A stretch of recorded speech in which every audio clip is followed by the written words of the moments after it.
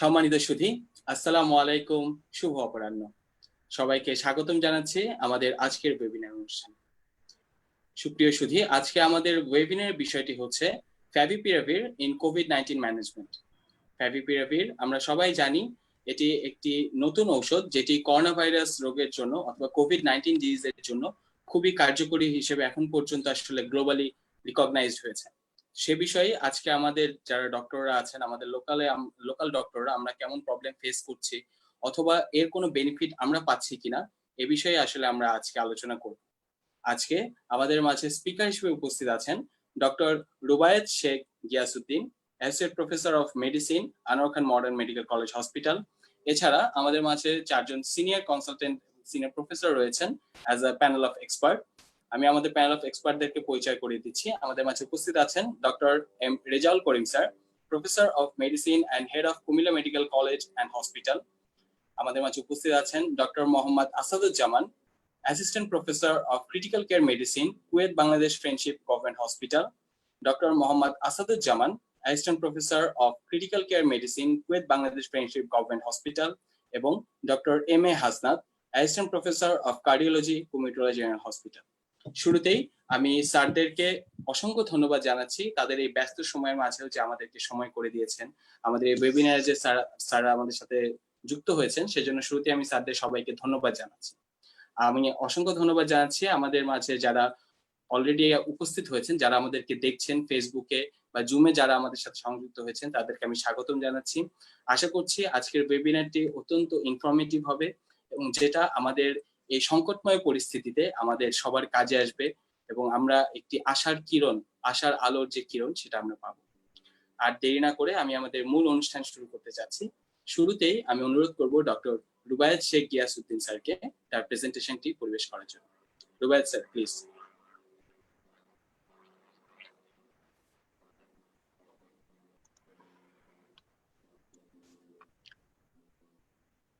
Thank you very much, Dr. Ashik, for a nice introduction.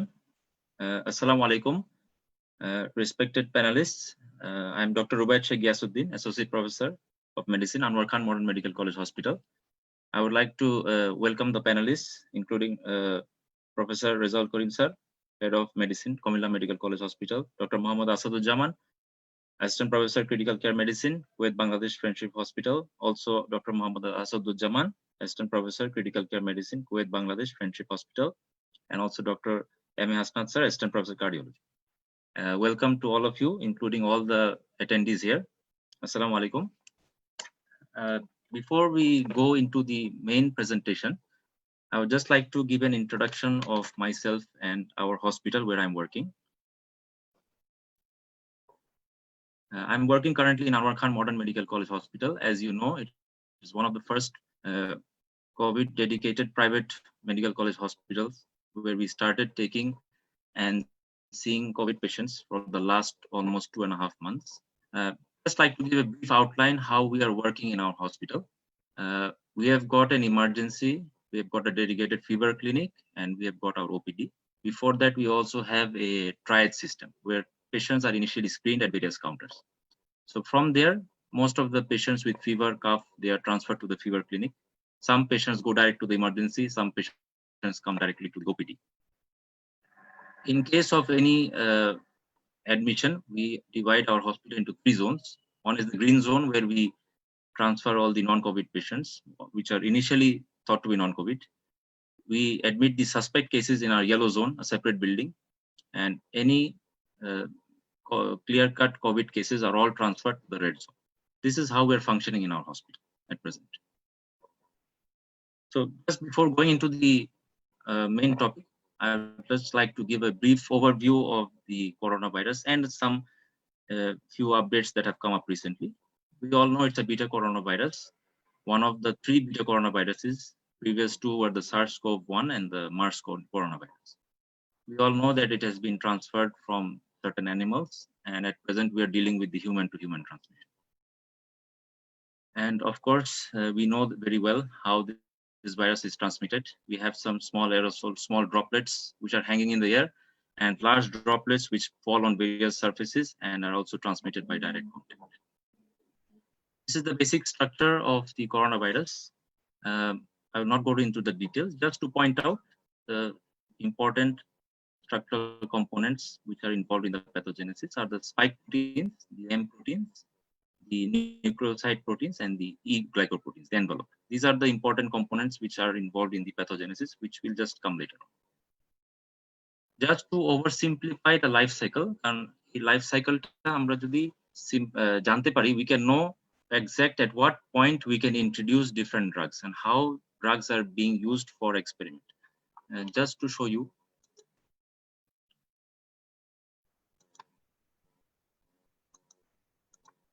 the virus first of all comes and attaches with the type 2 pneumocytes.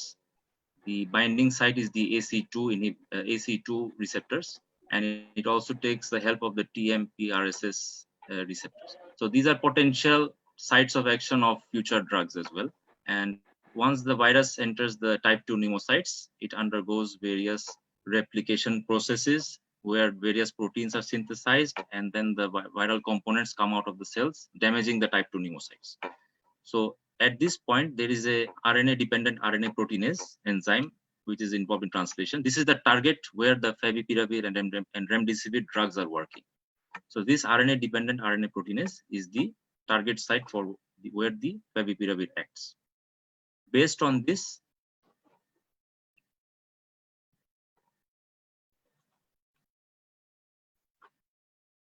this is just a outline of how the pathogenesis of the virus works. This figure was recently published in a review article in Nature Medicine. I will not go into the details. You can all look into it. It is just published 4 days back. Just to point out 4 basic mechanisms of how the virus causes damage to the human body. The basic thing is the direct cytotoxic effect, dysregulation of the renin-angiotensin system, endothelial cell damage, and dysregulation of the immune system. This is how it causes maximum damage. So just an understanding of how the virus and the body reacts after the virus enters the body. Initially, there is a viral response in the first 1 week or so, where the viral load is the highest at the beginning, and initially the viral load reduces. At that time, there is mild constitutional symptoms.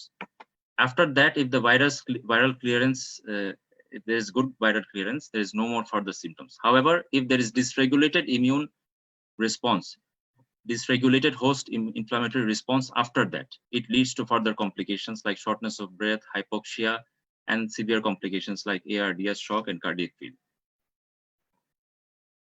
So this is a figure showing the timeline of the symptoms starting from day 0. This is the first day of onset of the symptoms. The first 7 days, usually there are constitutional symptoms. After the 7th day, various complications occur, like shortness of breath, and if it's severe, it leads to acute respiratory distress syndrome, and all hospital admissions usually occur after 7 days. This figure was published recently in the Lancet. And this is the article I was talking about. It is a review article published in Nature Medicine. It talks in detail about the extrapulmonary manifestations of COVID-19. I will not go into the details, just to show you one of the diagrams that was published in this article, showing the various extrapulmonary manifestations that have been recorded so far. There are various neurological complications like headache, dizziness, encephalopathy, Guillain-Barré syndrome, renal complications, hepatic complications, GI complications, very common, diarrhea, nausea, vomiting, anorexia, and of course, thromboembolism, we know very well, deep vein thrombosis, pulmonary embolism. Cardiac complications are also being recognized, including arrhythmias, myocardial ischemia, and so on. Endocrine complications, hyperglycemia is very common. It becomes very difficult to control blood sugar of these patients, especially if they're diabetic. And dermatological complications also. So just going back to the life cycle, just to show you another picture where in the life cycle of the virus, this diagram shows where different drugs are being experimented at different points of the life cycle. This is the point where the virus attaches with the type 2 pneumocytes. This is within the type 2 pneumocytes, use of chloroquine, hydroxychloroquine. This is the site where they act. These drugs, remdesivir, favipiravir, acts on various translation proteins. So different drugs are being experimented depending on the life cycle of the virus. This is another diagram showing the same thing. I'm not going to the details here. So now I'll just start with about favipiravir. It's one of the two drugs that is currently available in our country. It's of course an oral drug which is being used as an antiviral drug. However, it's not a new drug. It was first approved back in 2014 in Japan for the treatment of influenza virus.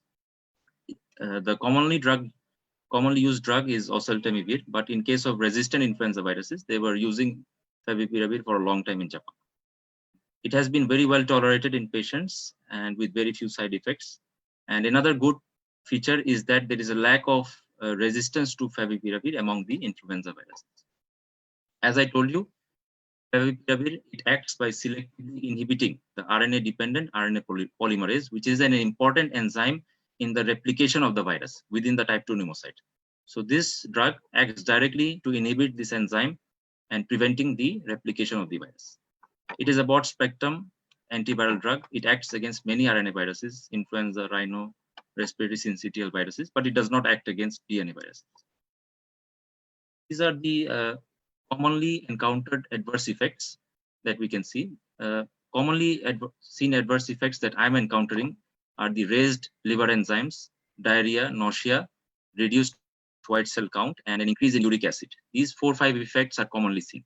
Others, as you can see in this table, are not that common, but recognized side effects of favipiravir.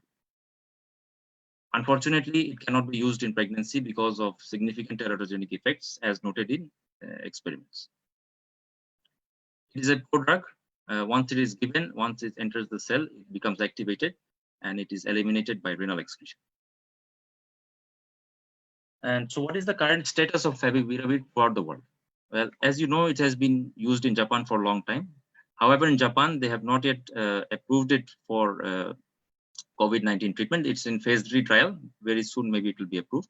It has already been approved in India. It has also been approved in China, Russia, and Italy for use against COVID-19.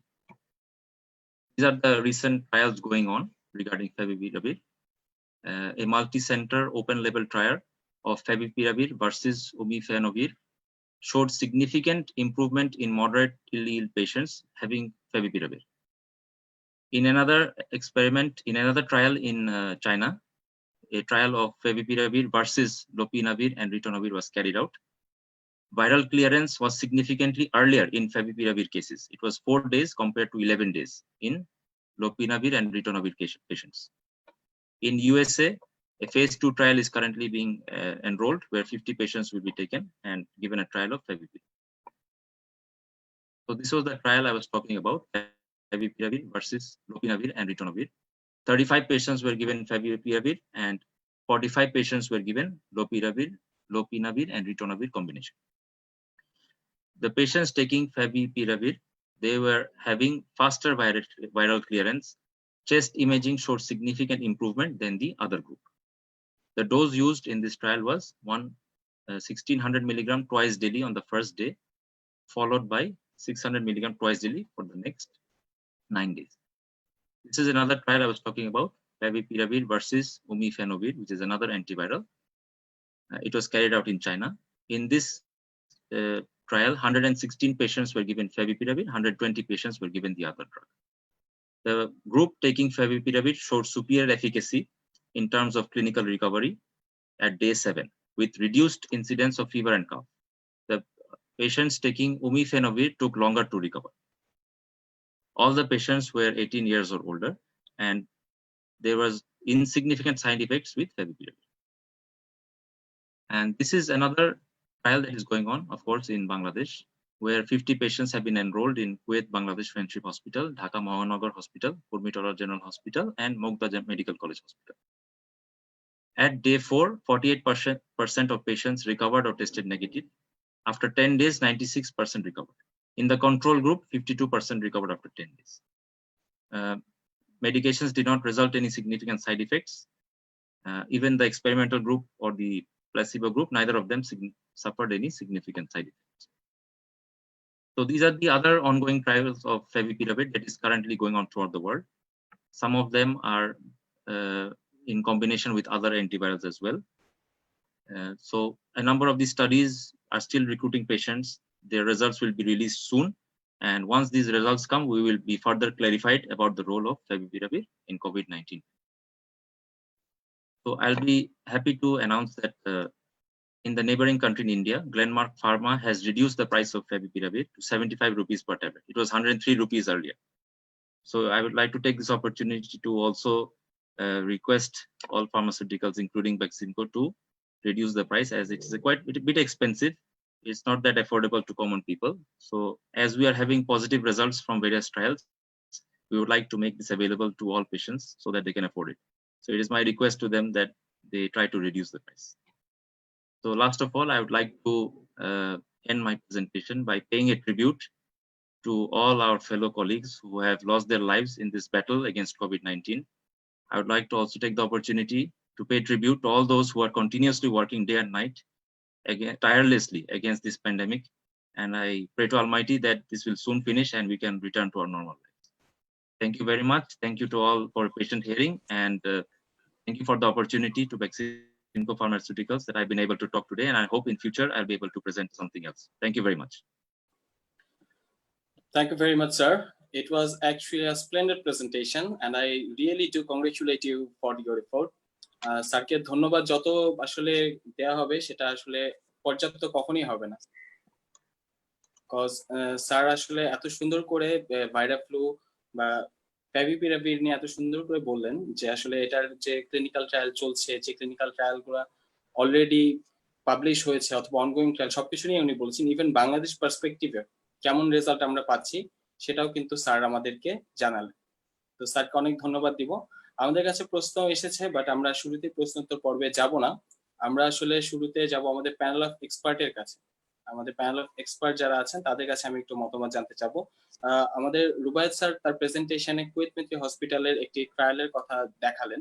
তো আমি স্যারকে অনুরোধ করব, আসাদুজ্জামান স্যারকে, যেহেতু sir আমাদের মাঝে উপস্থিত আছেন, স্যারকে অনুরোধ করব স্যার এই ট্রায়াল সম্পর্কে যদি কিছু ডিটেইলস আমাদেরকে বলতেন। Asad sir please.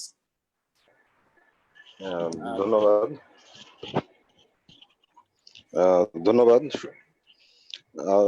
এটা ড্রাগটা ফ্যাভিপিরাভির ড্রাগটা যখন প্রথম এসেছে, প্রথম it was launch by Beacon pharmaceuticals with the help of Society of Medicine Bangladesh. This trial conducted on mainly in the month of May. It involves the 4 institutions. My institution is one of the arm. We gave 30 patients the drug. Which drug is given, we do not know, because it was a blind study. We choose 30 patients from our institute and we give them the drug. And after collection of the data, they publish their work. আমরা এখন এটা আসলে আমরা যেহেতু এটা blind একটা study ছিল, আসলে ওইভাবে কোনটা প্লাসিবো ড্রাগ ছিল কোনটা ফ্যাভিপিরাভির ছিল আমরা কো-ইনভেস্টিগেটর হিসেবে আসলে আমাদের জানার কোনো ওয়ে ছিল না। আমাদের 30টা পেশেন্টের মধ্যে একটা ওয়ান পেশেন্ট উনি মারা গিয়েছিলেন ট্রায়ালের ডে 4-এ। একজন পেশেন্ট আইসিইউতে এসেছিলেন, সেখান থেকে উনি রিকভার করে গেছেন। বাট 28 জন, বাকি যে 28 জন পেশেন্ট গুলো ছিলেন তারা কিন্তু আসলে খুব বেশি সমস্যায় পড়েননি। ঠিক আছে। সো ড্রাগের ইফিকেসিটা আসলে প্রথম দিকে যতটুকু শুনছিলাম, আসলে আমরা এই ড্রাগটা বেশ কিছু ইনিশিয়ালি আমরা ড্রাগটা পেতে খুব কষ্ট হয়েছে। বাট তারপরেও যেই জিনিসটা যে আমরা কিছু জিনিসের কোভিড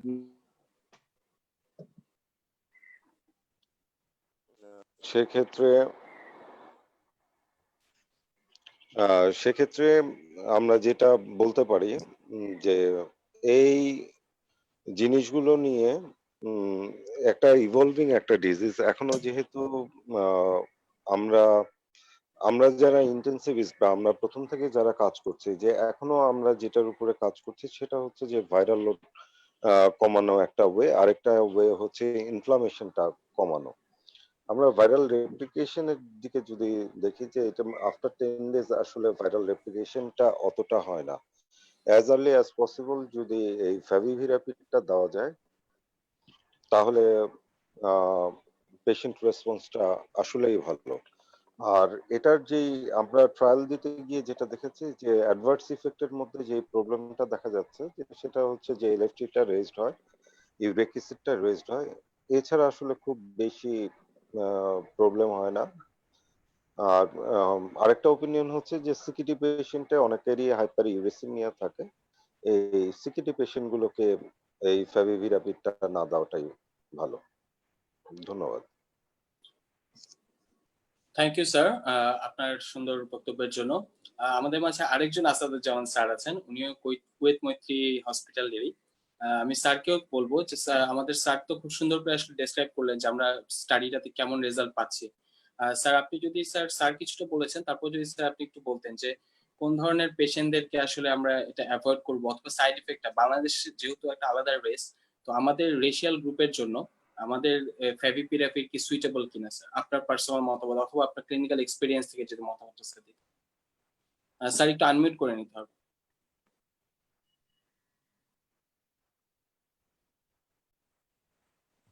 ডক্টর জি স্যার। ধন্যবাদ। প্রথমে ধন্যবাদ জানাই ডক্টর রুবাইদ শেখকে আপনার নাইস প্রেজেন্টেশনের জন্য। আর আপনি আমার কাছে জানতে চেয়েছেন যে আসলে এখানে মানে কোন কোন পেশেন্টের ক্ষেত্রে আমাদের সিলেক্টিভ হতে হবে। Right sir. আসলে ড্রাগ সিলেকশনের ক্ষেত্রে আমি সবার প্রথমে জোর দেবো যে আমি কিছু ডাটা আপনাদের কাছে বলবো। এটা অ্যাকচুয়ালি প্রুভেন ডাটা না।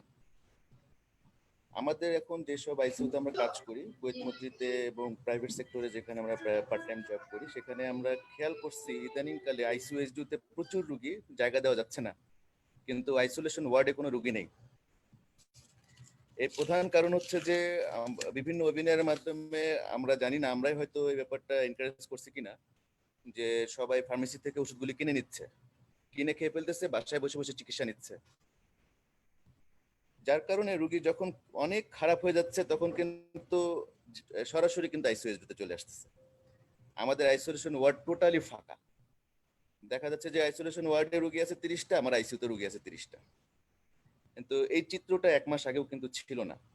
1 মাস আগেও চিত্রটা ছিল এমন যে ওয়ার্ডে জায়গা দেওয়া যাচ্ছে না, আইসিইউতে জায়গা দেওয়া যাচ্ছে না।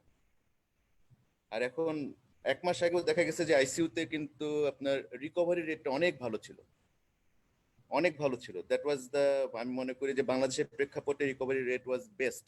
ইন কুয়েত মৈত্রী ইট ওয়াজ অ্যারাউন্ড 10 to 12% ডেথ ছিল। তার মানে প্রায় 80%-এর উপরে যে রিকভারি রেট, এই অ্যাচিভমেন্ট আমাদের গত মাসে কিন্তু আমরা হারাই ফেলছি। আমাদের গত মাসে 30 ডেথস আমরা খেয়াল করছি, কিন্তু এটা কিন্তু এক্সপেক্টেড ছিল না। ইটস বিকজ যে আমাদের পেশেন্টগুলি, এবং আমার কাছে মনে হয় যে মাঝে মধ্যে যে ডক্টররা এবং সবাই অসচেতনতার কারণে তারা নিজেরা ট্রিটমেন্ট করতেছে, হোম বাউন্ড ট্রিটমেন্ট নিচ্ছে। হোম বাউন্ড ট্রিটমেন্ট নিয়ে যখন একদমই পারতেছে না, খারাপ হয়ে যাচ্ছে, তখন হাসপাতালে আসতেছে।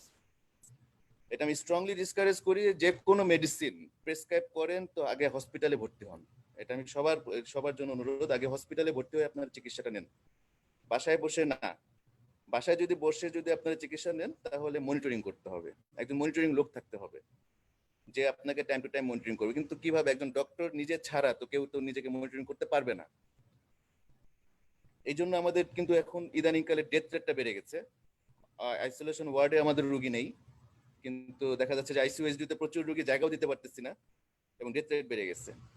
এইটার থেকে আসলে আমাদের মানে এই ইনফরমেশনটা দেওয়ার উদ্দেশ্য একটাই, যে আমরা শুরুর দিকে যখন পেশেন্ট পেতাম আইসোলেশন ওয়ার্ডে, তখন দেখা যাচ্ছে যেসব পেশেন্টগুলি অ্যাসিমটোমেটিক, তাদেরকে ক্ষেত্রে কিন্তু আমরা অ্যান্টিভাইরাল দিতাম না। But symptomatic, mild symptom, oxygen লাগতেছে না, বাট রিস্ক ফ্যাক্টর আছে, লাইকলি ওবেসিটি, ডায়াবেটিস, হাইপারটেনশন, এসব রিস্ক ফ্যাক্টর আছে। Mild symptom like fever, but obesity, diabetes, hypertension আছে, সাথে হচ্ছে যে পজিটিভ কেস, তাদের ক্ষেত্রে আমরা অ্যান্টিভাইরাল স্টার্ট করতাম লাইক ফ্যাভিপিরাভির। তার মানে শুরুর দিকে আমরা দেখেছি যে আইসিইউতে আসার রেটও কম ছিল এবং রিকভারি রেটও খুব ভালো ছিল। আইসিইউতে রিকভারি রেট ভালো ছিল।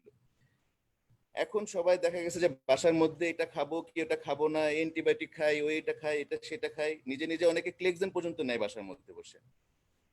এটার কারণে আমার কাছে মনে হচ্ছে ডেথ রেট বেড়ে যাচ্ছে।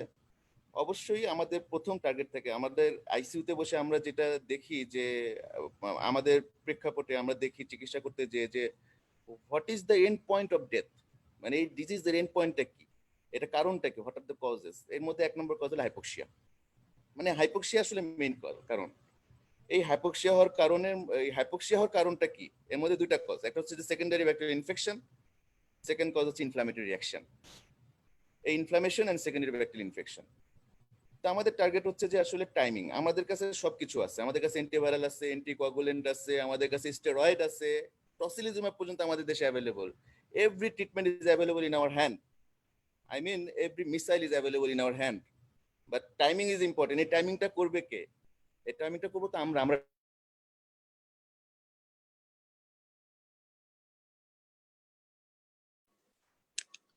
স্যার কি ডিসকানেক্টেড হয়ে গেলেন? আসাদ স্যার কি আমার কথা শুনতে পাচ্ছেন?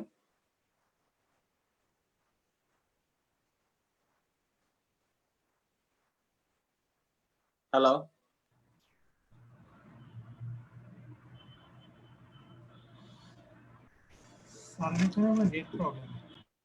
আচ্ছা, আসাদ স্যার খুব সম্ভবত নেটওয়ার্কের ডিস্টারবেন্সের কারণে আমাদের মাঝে ডিসকানেক্টেড হয়ে গেছেন। তো আমি এই পর্যায়ে অনুরোধ করব, আমাদের মাঝে প্যানেলিস্ট হিসেবে উপস্থিত আছেন doctor M A Hasnat sir. উনি কুমিটোলা হসপিটাল যে আছে, কুমিটোলা জেনারেল হসপিটাল আছে, ওটাও একটা dedicated COVID-19 hospital.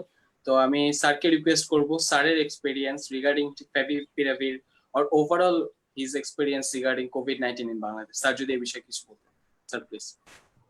Thank you, Dr. Ashik, and thank you to our today's speaker for his nice presentation. Actually, it is a very time-demanding topic. I would like to say, very time-demanding, because we need an appropriate weapon to fight against the coronavirus, and there are some antiviral drugs, and I think. The favipiravir one of them.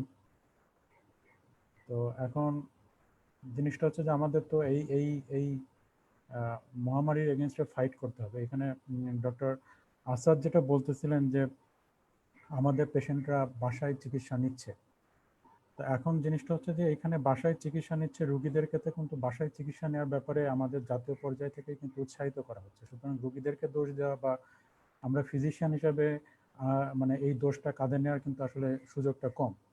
কারণ হচ্ছে যে বাসাতেই চিকিৎসা নেওয়ার জন্য mild case, এটা কিন্তু মানে নীতি নির্ধারক পর্যায় থেকেই এই জিনিসটা বলা হচ্ছে যে বাসাতে চিকিৎসা নেবে।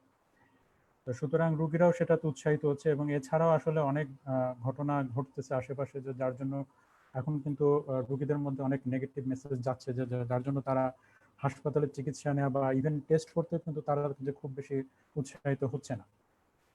তো যাই হোক, এখন জিনিসটা যেটা দেখা যাচ্ছে যে antiviral drug really it is a মানে প্রমিজিং ড্রাগ। আমি যেটা দেখা যাচ্ছে যে রেজাল্টগুলো পাচ্ছি বিভিন্ন স্টাডি থেকে, আজকে ডক্টর মানে যিনি প্রেজেন্ট করলেন উনিও যেভাবে বললেন যে আমাদের এটা মানে খুব আশাব্যঞ্জক একটা জিনিস। তবে আমাদের আরও মানে long way to go actually. আমাদেরকে আরও এটা সম্পর্কে বলতে গেলে আমাদের আরও কিছুদিন অপেক্ষা করতে হবে, এবং আরও মাল্টি সেন্টার মানে র্যান্ডমাইজ কন্ট্রোল ট্রায়াল যদি আসে, তাহলে আমরা আরও কনফিডেন্টলি বলতে পারবো যে হ্যাঁ, দিস ড্রাগ ইজ ওয়ার্ক। তবে যেটা বারবারই বলা হচ্ছে যে হোয়েন টু স্টার্ট, এটা কিন্তু খুব ইম্পর্টেন্ট ব্যাপার। খুব টাইমলি যদি এই ড্রাগটাকে স্টার্ট করা না যায়, তাহলে মর্টালিটি মরবিডিটি কিন্তু কমানো যাবে না। আর একটা জিনিস হচ্ছে যে এটার কস্ট এবং অ্যাভেলেবিলিটি। কস্টটা মানে বেশি, কিন্তু অনেক বেশি সেটা না, আবার সবার সামর্থ্যের মধ্যে বা নাগালের মধ্যে সেটাও না। তার কারণ এটা কিন্তু আমাদের বুঝতে হবে যে এই প্যান্ডেমিক সিচুয়েশনের জন্য কিন্তু অনেকের হাতেই কিন্তু এখন নগদ অর্থের কিন্তু মানে সমস্যা আছে, যার জন্য অনেকে ঠিকমতো চিকিৎসা করতে পারছে না, ওষুধ কিনতে পারছে না। তো যার জন্য এই ওষুধের দামটা আসলে একটা মানে একটা অবশ্যই একটা মানে চ্যালেঞ্জিং ফ্যাক্টর। দাম কমানো যদি যায় তাহলে এটা অবশ্যই মানে পেশেন্টদের জন্য উপকার হবে। আর অ্যাভেলেবিলিটিটা সেটাও একটু দেখতে হবে যে অ্যাভেলেবল সব রোগীরা যাতে পায় চিকিৎসার ব্যাপারে। হসপিটালগুলো বিশেষ করে করোনা ভাইরাসের চিকিৎসা যেখানে হচ্ছে সেখানে এই ওষুধগুলোতে যাতে অ্যাভেলেবল করা যায়। আর thanks again for the committee, এই ধরনের একটা সুন্দর একটা সেশন, মানে যেটা খুব টাইম ডিমান্ডিং আর কি। Thanks again to our today's presenter. Thank you. Thank you very much sir, আপনাকে আপনার বক্তব্য দেওয়ার জন্য। আমাদের মাঝে আসাদ স্যার কি এসেছেন নাকি আসাদ স্যার এখনো ডিসকানেক্ট আছেন? আচ্ছা, আসাদ স্যার মনে হয় এখনো ডিসকানেক্টেড আছেন। তো আসাদ স্যারের কাছে যাওয়ার আগে আমি অনুরোধ করব আমাদের, আমি কানেক্টেড আছি। ওকে স্যার কানেক্টেড আছে, তাহলে স্যার আপনি স্যার যেটা বলছিলেন স্যার আপনি যদি শেষ করেন তারপর স্যার আমরা নেক্সট প্যানেলিস্ট। আচ্ছা জি, আমি যেখানে ছিলাম আর কি, যে আমাদের end point of every disease, মানে ডিজিজ পেশেন্ট যেগুলি, যে করোনা ভাইরাসের ক্ষেত্রে আমরা দেখেছিলাম যে hypoxia is the main cause. তো হাইপোক্সিয়ার পিছনে কারণ হচ্ছে ইনফেকশন অথবা ইনফ্লামেশন।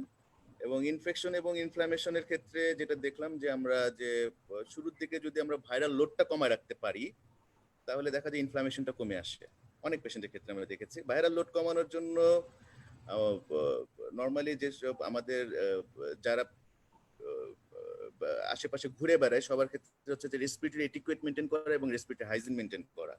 সবসময় মাস্ক পরে থাকবে এবং বাইরে গেলে মাস্ক পরবে, হাঁচি কাশি দিলে হাত দিবে এবং হচ্ছে যে বারবার হ্যান্ড ওয়াশ করবে, মুখে হাত দিবে না। এগুলিতে কিন্তু অনেক ভাইরাল লোড কমে যায়। তারপরে যদি পজিটিভ হয় হসপিটালে ভর্তি হবে, অ্যাডভাইস নেবে। যদি রিস্ক ফ্যাক্টর থাকে, ওবেসিটি, হাইপারটেনশন, ডায়াবেটিস, এগুলির উপর জোর দিতে হবে যে যাদের রিস্ক ফ্যাক্টর আছে, পজিটিভ আছে, তারা অবশ্যই হসপিটালাইজড হবেন।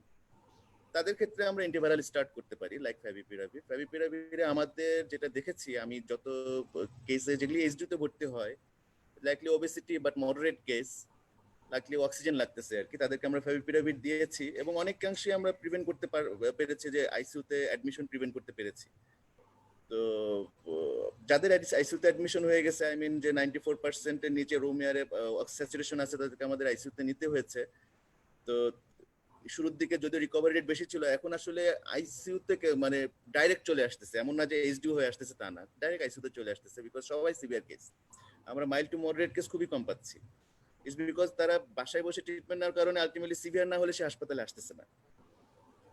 তো এখন যে ইনফেকশন এবং ইনফ্লামেশন, যদি আমি ইনফেকশনের কথা চিন্তা করি, একটা পেশেন্ট ফিভার নিয়ে আসছে, তার মানে কি ভাইরাস হতে পারে, ব্যাকটেরিয়া হতে পারে। সাধারণত কমিউনিকেট অ্যাকুয়ার্ড নিউমোনিয়া যদি আমি কাভারেজ দিই আর অ্যান্টিভাইরাল স্টার্ট করি, যেহেতু এটা প্যান্ডেমিক স্টেজ, একদম অ্যাসিমটোমেটিক কেস ছাড়া যদি সিমটোমেটিক এবং মাইল্ড সিমটম প্লাস হচ্ছে যে রিস্ক ফ্যাক্টর আছে, তাদেরকে যদি আমরা অ্যান্টিভাইরাল শুরু করি, অবশ্যই ভাইরাল লোডে কমাতে সাহায্য করবে। একটা হাই ভাইরাল লোডে যত ইনফ্লামেশন হবে, লো ভাইরাল লোডে সেই ইনফ্লামেশনটা আমাদের আলটিমেটলি 7 দিন পরে যখন বডির ইমিউনিটি ডেভেলপ করে যাবে, অ্যান্টিবডি ডেভেলপ করবে, তখন ওটা কভার আপ করা সম্ভব। লাস্টলি দেখা যায় যে কোনো ভাইরাল ইনফেকশনেই সেকেন্ডারি ব্যাকটেরিয়াল ইনফেকশন কমনলি হয়। এটা ইনফেকশাস ডিজিজের একটা মোস্ট কমন একটা থিওরি, যে ভাইরাল ইনফেকশন মানেই ইমিউন সাপ্রেসড কন্ডিশন, তখন ব্যাকটেরিয়াল ইনফেকশন সাধারণত হয়। সেক্ষেত্রে কমিউনিটি অ্যাকোয়ার্ড নিউমোনিয়ার জন্য আমরা একটা কাভারেজ দিতে পারি। কমিউনিটি অ্যাকোয়ার্ড নিউমোনিয়ার জন্য সবচেয়ে মোস্ট কমন অর্গানিজম হচ্ছে স্ট্রেপ্টোকক্কাস নিউমোনিয়া এবং অ্যাটিপিক্যাল অর্গানিজমগুলি। তো সবাই ডক্সিসাইক্লিনের দিকে সবাই জোর দিচ্ছে, এটা সাইড ইফেক্ট প্রোফাইলটা এত বেশি। আমার কথা হচ্ছে যে ডক্সিসাইক্লিন কেন, তোমার স্ট্রেপ্টোকক্কাস নিউমোনিয়া তো ডক্সিসাইক্লিনের কাভারেজ নাই। আপনি যদি অ্যান্টিভাইরাল ইফেক্ট পেতে চান, তাহলে আপনি অ্যান্টিভাইরাল ড্রাগ ইউজ করেন, সাথে হচ্ছে যে আপনি একটা কমিউনিটি অ্যাকোয়ার্ড নিউমোনিয়া কাভারেজ দেন। এবং আমার দেখা ওয়ার্ডের মধ্যে বা এইচডিউর মধ্যে অ্যাবোভ 90% পেশেন্ট এই সিম্পল ট্রিটমেন্টে রিকভারি হয়ে যায়। Next come to the point, hypoxia. যখনই হাইপোক্সিয়া হচ্ছে, মনে করবেন যে almost more than or around 50% of your lungs has been damaged with inflammatory action. যখনই হাইপোক্সিয়া, আপনার অক্সিজেন ডিমান্ড যখন আসতেছে, যখনই হাইপোক্সিয়া, তখনই হাইপোক্সিয়া, তখন acute phase reaction, ferritin release হচ্ছে, হাইপোক্সিয়ার কারণে ইরাথ্রোপয়েটিন রিলিজ হচ্ছে, হাইপারকলিক স্টেট হচ্ছে, মানে তখনই আপনার টেক্সেন দিবেন কিনা, পেশেন্টের চেস্ট টাইটনেস আছে কিনা, উইকনেস আছে কিনা, ক্লেক্সেন তার ইন্ডিকেশন আছে কিনা, এগুলি দেখে ক্লেক্সেন এবং স্টেরয়েড প্ল্যান। সবাই শুরুতে স্টেরয়েড দেয়, বাসায় বসে ওরাডেক্সন খাচ্ছে। তাই ওরাডেক্সন খেলে তো ভাইরাল লোড তো কমানো যাবে না, উল্টো বেড়ে যাবে।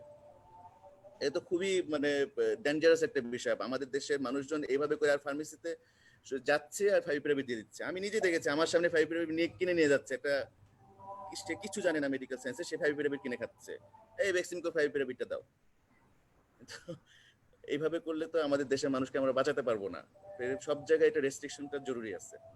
আচ্ছা, সিলেক্টেড কেসে যেটা, যে আমরা সাধারণত ফ্যাভিপিরাভির বা অ্যান্টিভাইরাল গুলি কিডনি ফেলিউরের কেসে আমরা ইউজ করতেছি না, বিকজ হাইপার ইউরেসিমিয়া থাকলে ফাইভিপিরাভির আরো বেশি ইউরিক অ্যাসিডটা রিলিজ, ইউরিক অ্যাসিড নেফ্রোপ্যাথি হওয়ার চান্স আরো বেশি বেড়ে যায়।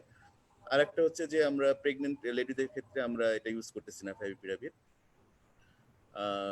এই দুটো কন্ডিশনে আমরা এটা টোটালি আমরা ডিসকারেজ করতেছি এবং নিজেরা আমরা ইউজ করি না ফাইভিপিরাভির। তবে আমি অ্যান্টিভাইরালের ক্ষেত্রে যদি ওরাল কোনো ড্রাগ ইউজ করতে হয়, আপাতত এখনো পর্যন্ত তো আমাদের বিকল্প হাতে নেই, যেহেতু ভাইরাল লোড কমাতেই হবে আমাকে, তো অ্যান্টিভাইরাল ইউজ করলে আমি ফাইভিপিরাভির বা সিভিয়ার কেস হয়ে গেলে, moderate two severe case, oxygen requirement বাড়তেছে, তখন আমরা রেমডেসিভির পর্যন্ত ইউজ করতেছি এবং দুটোতেই ভালো ফলাফল পাচ্ছি আমরা। দেখা যাচ্ছে গভর্নমেন্টের যেসব পেশেন্ট দেখা যাচ্ছে যে আমরা এখন অলমোস্ট 75% আমরা রিকভারি পাচ্ছি আইসিইউতে।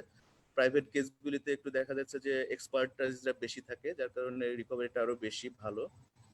তো এখনো বলা যাবে না, যেহেতু এটা তো গাইডলাইনও আসলে তৈরি হয় না, গাইডলাইন তৈরি হতে তো 2 বছর সময় লাগে, সবাই কিভাবে যে গাইডলাইন নিয়ে আসে এটা তো আমি জানি না। তবে এখনো বলা যাবে না যে favipiravir is the main drug, but কিছু না কিছু তো আছে, সেটা আসলে ট্রায়ালের আমাদের কিছু স্টাডি আসতেছে সামনে, আমরা হয়তো 1 মাসের মধ্যে ডাটা পেয়ে যাব, কিছু না কিছু তো এটাতে বেনিফিট হচ্ছে পেশেন্ট।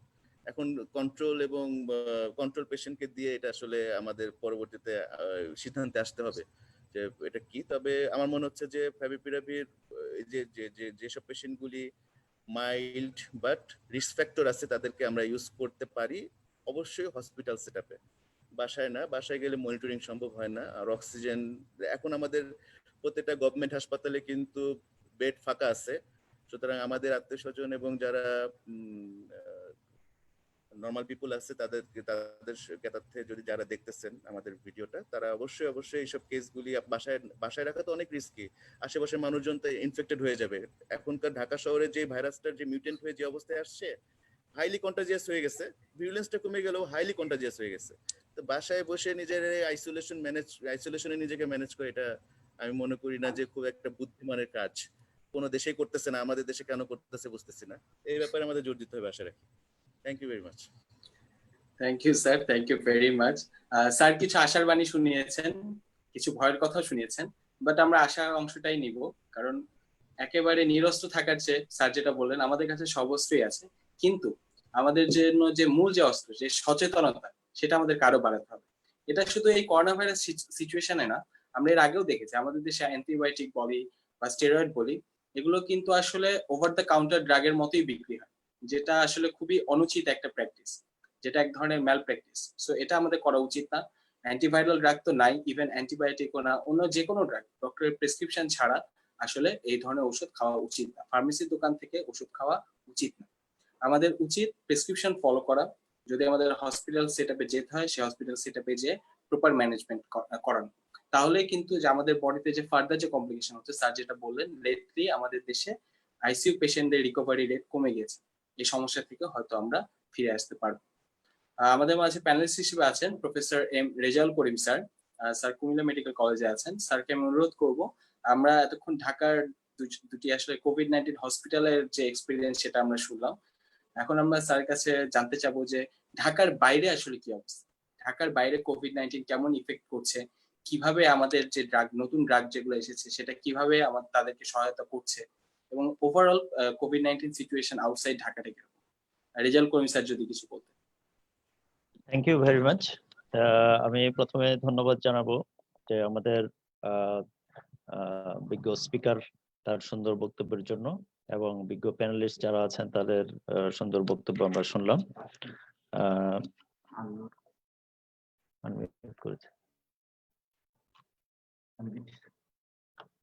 স্যার শোনা যাচ্ছে, আপনাকে শোনা যাচ্ছে স্যার, আপনি বলুন। আচ্ছা, যেটা এখন অ্যাকচুয়ালি কুয়েত মেট্রি হসপিটালের যিনি আমার সাথে শেয়ার করলেন, আমাদের সাথে শেয়ার করলেন, আমাদের এখানে কুমিল্লা মেডিকেল কলেজ হসপিটালের চিত্রটা পুরো উল্টো। আমরা আইসোলেশনে জায়গা দিতে পারছি না, প্রচুর পেশেন্ট। আমাদের যেমন 154 বেডের হসপিটাল আছে, এখানে 18 বেডের আইসিইউ, যদিও 10 bed full running, 8 bed to be running এর প্রিপেয়ার্ড হচ্ছে। তো আর কোভিড পেশেন্টের জন্য অ্যাবাউট কোভিড পজিটিভের জন্য অ্যাবাউট 50 বেড আছে, আর বাকিটাই হলো আইসোলেশন। ওখানে একদম মানে যতটা বেড তার 2 গুণ 3 গুণ পেশেন্ট থাকে, এবং এই লোড সামলাতে আমাদের খুব কষ্ট হচ্ছে।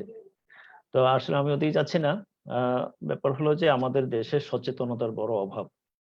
বারবার জাতীয় পর্যায় থেকে, ডাক্তার সমাজ থেকে বা অন্যান্য পর্যায় থেকে বলার পরেও দেখা যায় যে রাস্তায় বেরোলে যে আসলে মানুষ মাস্ক পরছে না, বা পরলেও ইনএফেক্টিভ ওয়েতে পড়ছে, অথবা কেউ হয়তো জানে না যে আমার এই মাস্কটা কয়দিন এটা ইফেক্টিভ প্রোটেকশন আমাকে দিবে, অথবা এটা কিভাবে আমার পরা উচিত। দেখা যায় যে মাথায় ঝুলিয়ে রেখেছে, কানে ঝুলিয়ে রেখেছে, চিবুকের নিচে ঝুলিয়ে রেখেছে, অথবা এমন একটা মাস্ক দেখে বোঝা যায় এটা কমসে কম 1 মাস 1.5 মাস পুরনো। আসলে এই জিনিসগুলো খুব দরকার। তারপরে হলো যে যানবাহনগুলোতে যে সোশ্যাল ডিস্টেন্সিং আমাদের থাকার দরকার, সেগুলো যেগুলো পাবলিক যানবাহন সেগুলোতে মানা হচ্ছে না, মার্কেটগুলোতে হচ্ছে না। যাই হোক, আমাদের পেশেন্টের লোড আসলে অনেক বেড়ে গেছে। যেটা যে পেশেন্টগুলো হসপিটালাইজ হচ্ছে সেটা ট্যাকেল দিতে আমাদের খুব হিমশিম খেতে হচ্ছে। যেটা আমরা দেখছি যে আইসিইউতে বা নিবিড় পরিচর্যা কেন্দ্রেও সেটা ডেথ রেট অনেক বেড়ে যাচ্ছে। আমাদের এখানে একই অবস্থা। আজকেও প্রায় 8-10 জন মতো পেশেন্ট মারা গেছেন। তো আমি খুব সুন্দর এই বক্তব্য থেকে অনেক আমার এনরিচড হলাম। আমি আসলে স্মরণ করতে চাই যে এই কোভিড-19 পরিস্থিতি সামাল দিতে গিয়ে আমাদের যেসব ডাক্তার সাহেবরা শহীদ হয়েছেন, বা অন্যান্য পেশার যারা জীবন দিয়েছেন, সবাইকে আমি সশ্রদ্ধ চিত্তে স্মরণ করছি। সাথে সাথে একটা বিষয় আমাকে ভাবিয়ে তোলে যে আসলে আমাদের বিশ্ব পাবলিক হেলথ নিয়ে কতটা সচেতন। যে এই একই ভাইরাস সার্স, মার্স এরকম 2টা বড় ঘটনা জন্ম দেওয়ার পরেও আমাদের বিশ্ব নেতৃবৃন্দ সতর্ক হলেন না যে এরকম করোনা ভাইরাস নিয়ে আমাদের আরো একটা বড় ধাক্কা হয়তো আমাদের খেতে হবে। এইগুলো আমাদের যুদ্ধ বা আমাদের পারস্পরিক আন্তর্জাতিক যে রেষারেষি সেগুলো বাদ দিয়ে যদি বিশ্ব নেতৃবৃন্দ এদিকে নজর দিতেন, তাহলে এখন এরকম কোটি কোটি লোক ইনভলভ হতেন না, বা আমাদের মতো এরকম একটা দরিদ্র দেশের মানুষদেরকে এরকম ঝামেলার মধ্যে পড়তে হতো না। যাই হোক, যেটা হচ্ছে আসলে এখন কোভিড আছে, এটা হলো আমাদের বাস্তবতা। এবং এই কোভিড এটা যেমন নোভেল ভাইরাস, এটার যে আসলে নোভেল ড্রাগ বা নোভেল ট্রিটমেন্ট কি হবে, টাইম উইল সে দিস। এই পর্যন্ত যা কিছু আছে আমাদের সেই হাতিয়ারগুলোর মধ্যে ফেভিপিরাভির নিঃসন্দেহে একটা ভালো অস্ত্র। এবং এটা বিভিন্ন দেশে, যেমন এটা জাপানে ইনফ্লুয়েঞ্জার জন্য অ্যাপ্রুভাল পেয়েছে অনেক আগে থেকেই, 2014 সাল থেকে। কিন্তু ওরা কোভিডের জন্য ট্রায়ালে আছে, যে এখনো ফুল করেনি। মার্চের 15 তারিখ 2020 সালে এটা চায়নাতে অ্যাপ্রুভাল পেয়েছে। 20 জুন এটা ইন্ডিয়াতে অ্যাপ্রুভাল পেয়েছে। বাংলাদেশেও এটার প্রমিজিং একটা রিসার্চ হয়েছে বা হচ্ছে, যে অ্যাবাউট 50 পেশেন্ট যারা আপনার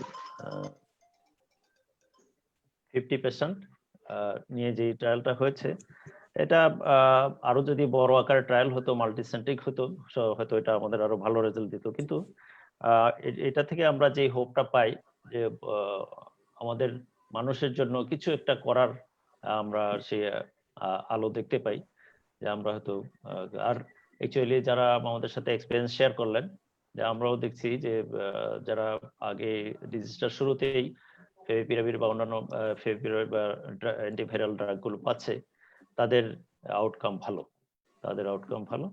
তো আমরা যেসব অ্যাডভার্স সিচুয়েশন এটা দেওয়া যাবে না, যেমন প্রেগন্যান্সি, রেনাল ফেলিওর, এগুলোতে অ্যাভয়েড করি। আর কুয়েত মিত্র হসপিটালের ভাই যিনি বললেন যে আসলে হসপিটালে ভর্তি হয়ে অ্যান্টিভাইরাল ড্রাগ নেওয়া উচিত, আমিও সেটার সাথে একমত। কিন্তু আমাদের জাতীয় পর্যায়ের যে স্ট্র্যাটেজি, সেটাতে আমরা ইগনোর করতে পারি না। তো মানুষের সচেতনতা বাড়ানোর জন্য যা কিছু করা দরকার আমাদের এই সীমিত পরিসরে, আমার মনে হয় আমাদের সেদিকে নজর দেওয়া দরকার, মানুষের সচেতনতা বাড়ানো দরকার। এবং ফেভিপিরাভিরের মতো যেসব ড্রাগ গুলো আসছে, যেগুলোর সাইড এফেক্ট মিনিমাম, যেগুলো হিউম্যান সেলকে খুব একটা ক্ষতিগ্রস্ত করছে না, সেসব ড্রাগের দিকে আমার মনে হয় নজর দেওয়া দরকার। বেক্সিমকো ফার্মাসিউটিক্যালসকে অনেক ধন্যবাদ এরকম একটা অনুষ্ঠান আয়োজন করার জন্য। যারা আমাদের আমি আবারও আমার সম্মানিত স্পিকার এবং সম্মানিত প্যানেলিস্টদের ধন্যবাদ জানাচ্ছি, এবং এরকম একটা অনুষ্ঠানে উপস্থিত থাকতে পেরে, কিছু বলতে পেরে আমি নিজেকে ধন্য মনে করছি। সবাইকে ধন্যবাদ। আসসালামু আলাইকুম। Thank you very much sir, আপনাকে ধন্যবাদ স্যার, কারণ আপনি এই সময়ে, কারণ আমরা জানি যে আসলে medicine specialist, critical care medicine, cardiology specialist এবং বিশেষত যারা কোভিড-19 হসপিটালে আপনারা কর্মরত আছেন, যারা ফ্রন্টলাইন ওয়ার্কার হিসেবে কাজ করছেন, ফ্রন্টলাইন ওয়ারিয়ার বলবো আমি, ওয়ার্কার না, যারা কাজ করছেন তারা যে কি পরিমাণ চাপের মাঝে আছেন সেটা আমরা জানি স্যার। তো তার মাঝে হচ্ছে স্যার আপনি আমাদেরকে সময় দিয়েছেন, যারা দেখছে তাদের অনেক উপকারে লাগছে আপনাদের অভিজ্ঞতা। তো সেই জন্য স্যার আপনাদেরকে অনেক ধন্যবাদ। তো অনুষ্ঠানের এ পর্যায়ে আমি আসলে প্রশ্নোত্তর পর্বে চলে যাব। প্রচুর প্রশ্ন এসেছে, জুমেও এসেছে, ফেসবুকেও এসেছে। তো আমি একটা একটা করে প্রশ্ন করছি। প্রথম প্রশ্নটি আমাদের আজকের যে কিনোট স্পিকার ছিলেন ডক্টর রুবায়েত শেখ গিয়াসউদ্দিন, ওনার কাছে প্রশ্নটি হচ্ছে যে when should we start the favipiravir drug regimen? মানে সিম্পটম শুরু হওয়ার কতদিন পরে আসলে আমরা ফেভিপিরাভিরটা শুরু করা উচিত বা করলে ভালো? ধন্যবাদ। থ্যাংক ইউ সব প্যানেলিস্টদের মূল্যবান বক্তব্যের জন্য, খুব ভালো লাগলো শুনে। এই প্রশ্নকে উত্তর দেওয়ার আগে আমি একটু রিমাইন্ডার দিই। আমরা যখন একটা কোভিড পেশেন্ট আসে, আমরা প্রথমে ক্যাটাগরাইজ করি এটা কি মাইল্ড, মডারেট, সিভিয়ার না ক্রিটিক্যাল। যদি সিভিয়ার আর ক্রিটিক্যাল হয় আমরা তো অবশ্যই ভর্তি বলবো। মাইল্ড এর ক্ষেত্রে আমরা ইভ্যালুয়েট করে দেখি। প্রথম এই ক্যাটাগরাইজ করার পরে সেকেন্ড যে জিনিসটা দেখি রিস্ক ফ্যাক্টর আছে কিনা। থার্ড যে জিনিসটা দেখি সেটা হচ্ছে ডিউরেশন অফ সিমটম কত। ডিউরেশন অফ সিমটম যদি 12-14 দিন হয়, ততদিন তো ভাইরাল ক্লিয়ারেন্স হয়ে যায়, তখন একটা অ্যান্টিভাইরাল দেওয়া দরকার আছে কিনা সেই প্রশ্নটা আমরা রাখি। আর সিভিয়ার ক্রিটিক্যাল কেসে আমরা এরকম অরাল ড্রাগ ইউজ করি না। Moderate case or mild COVID with risk factors, এই দুইটা, আর ডিউরেশন অফ সিমটমস যদি লেস দেন 10 ডেজ হয়, এরকম সিলেক্টিভ ভাবে আমরা ফেভিপিরাভিরটা ইউজ করতে পারি।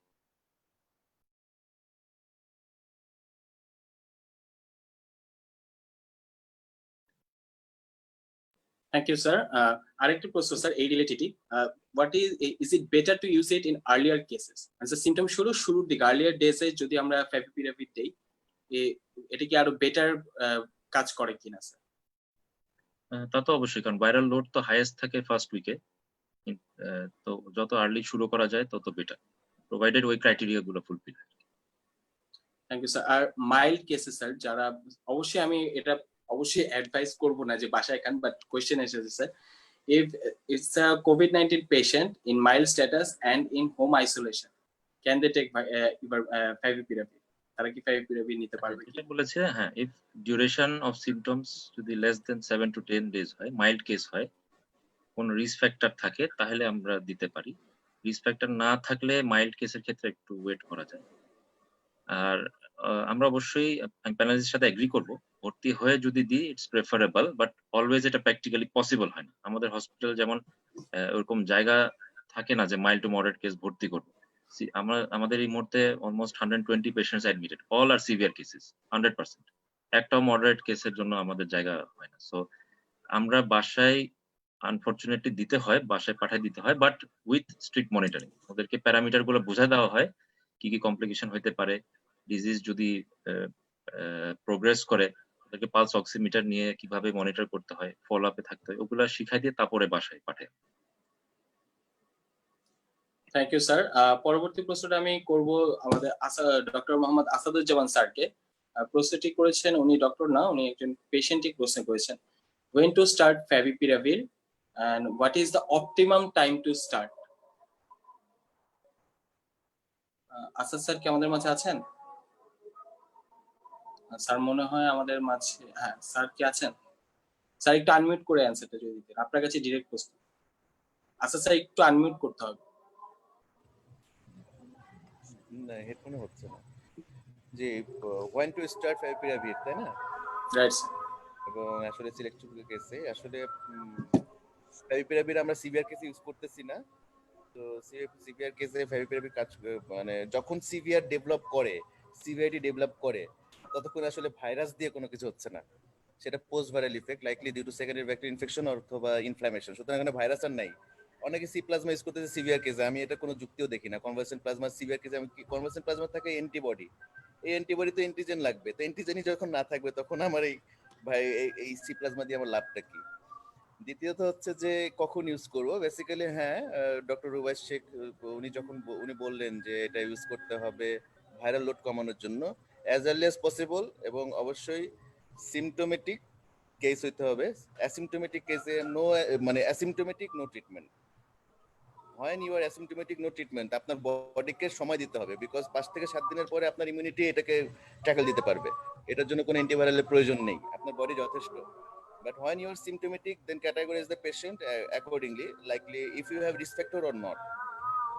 যদি আপনার risk factor থাকে likely age, obesity and diabetes, this is very very very important risk factor. এই তিনটা risk factor যদি থাকে, if your age is more than 50 years, অনেকে বলে 60 years, কিন্তু আমার মতে 50 years, because ICU তে ম্যাক্সিমাম পেশেন্ট আমরা above 50 years পাই। হ্যাঁ, সো এজ মোর দেন 50 ইয়ার্স, ওবেসিটি, ডায়াবেটিস, হাইপারটেনশনের রোগীগুলি যদি কন্ট্রোল থাকে এটা তেমন একটা প্রবলেম দেখি নাই। তবে যত পেশেন্ট আমরা আইসিইউতে পাইছি সব এজড অ্যান্ড ডায়াবেটিস মেলাটাস, এদেরকে কন্ট্রোল করা খুবই কঠিন হয়ে যাচ্ছে। যদি রিস্ক ফ্যাক্টর থাকে and if you are positive case এবং সামান্য সিমটম আছে, then you can start antiviral to that patient. এটা আসলে প্রত্যেকটা ইন্ডিভিজুয়ালাইজড ফিজিশিয়ানস এটা চয়েস। সে যদি মনে করে যে না, he or she is physically fit আছে এবং ইনভেস্টিগেশন প্যাটার্নটা মনে করতেছে যে ওয়েট করা যাবে, it depends on him. But যদি সিমটমটা যদি 7 থেকে 10 দিন পার হয়ে যায়, ওই সময় অ্যান্টিভাইরাল না চয়েস করাই ভালো। যদিও এটা সেফ ড্রাগ, তারপরে বলবো যে অ্যান্টিভাইরাল ইউজ করে তো কোনো লাভ নেই, খামাখা প্যানিক সৃষ্টি করা দরকারটা কি? Thank you sir. এই রিলেটেড আরেকটা প্রশ্ন আছে স্যার, এটা আপনার কাছে, আমি আপনার কাছে জিজ্ঞেস করছি sir. Can favipiravir be continued after 10 days if symptoms persist? Sir ডায়াগনোসিসের পরে যদি 10 দিন পরে যদি সিমটম থাকে, সে প্রথম 10 দিন ফেভিপিরাভির খায়নি, তার প্রশ্ন আমার তাই মনে হচ্ছে, সো তার 10 দিন পরে কি স্যার ফেভিপিরাভির স্টার্ট করা যাবে কি? আসলে 10 দিন পরে ফেভিপিরাভির স্টার্ট করে লাভ নেই, বেনিফিটটা নেই। 10 দিন পর্যন্ত তো আসলে ভাইরাসটা থাকে, তারপরে যা থাকে আসলে এই ভাইরাসটা আমাদেরকে দেহে ঢুকে রেপ্লিকেশন করে এটা থাকে না, যা থাকে এটা পোস্ট ভাইরাল ইফেক্টের জন্য। যত মৃত্যু সবকিছুতে post viral effect due to inflammation or secondary bacterial infection, এই দুইটা কারণে কিন্তু হচ্ছে। এই দুইটার কিন্তু হচ্ছে যে হাইপোক্সিয়ার কারণে, এবং আলটিমেটলি হাইপোক্সিয়া এবং হাইপোক্সিয়া থেকে যত কনসিকুয়েন্স আছে তার কারণে মৃত্যু। সো এই 10 দিন পরে সিমটম 10 দিনে কন্টিনিউ হয়েছে, তখন অ্যান্টিভাইরাল ইউজ করে আমি মনে করি না কোনো বেনিফিট আছে। আমরাও যে কিছু ইউজ করি না তা না, শুরুর দিকে আমরা অ্যান্টিভাইরাল 10 দিন পরে ইউজ করেছি, আমরা কিন্তু বেনিফিট পাই নাই। সুতরাং 10 দিন পরে ইউজ করে লাভ নেই, যদি করা যায় তাহলে শুরুর দিকে এটা ইউজ করে, কারণ এটা তো অনেক কস্টলি, সবার জন্য তো এটা অ্যাফোর্ডেবল না, অনেকেরই ফিনান্সিয়াল কনস্ট্রেন্ট আছে।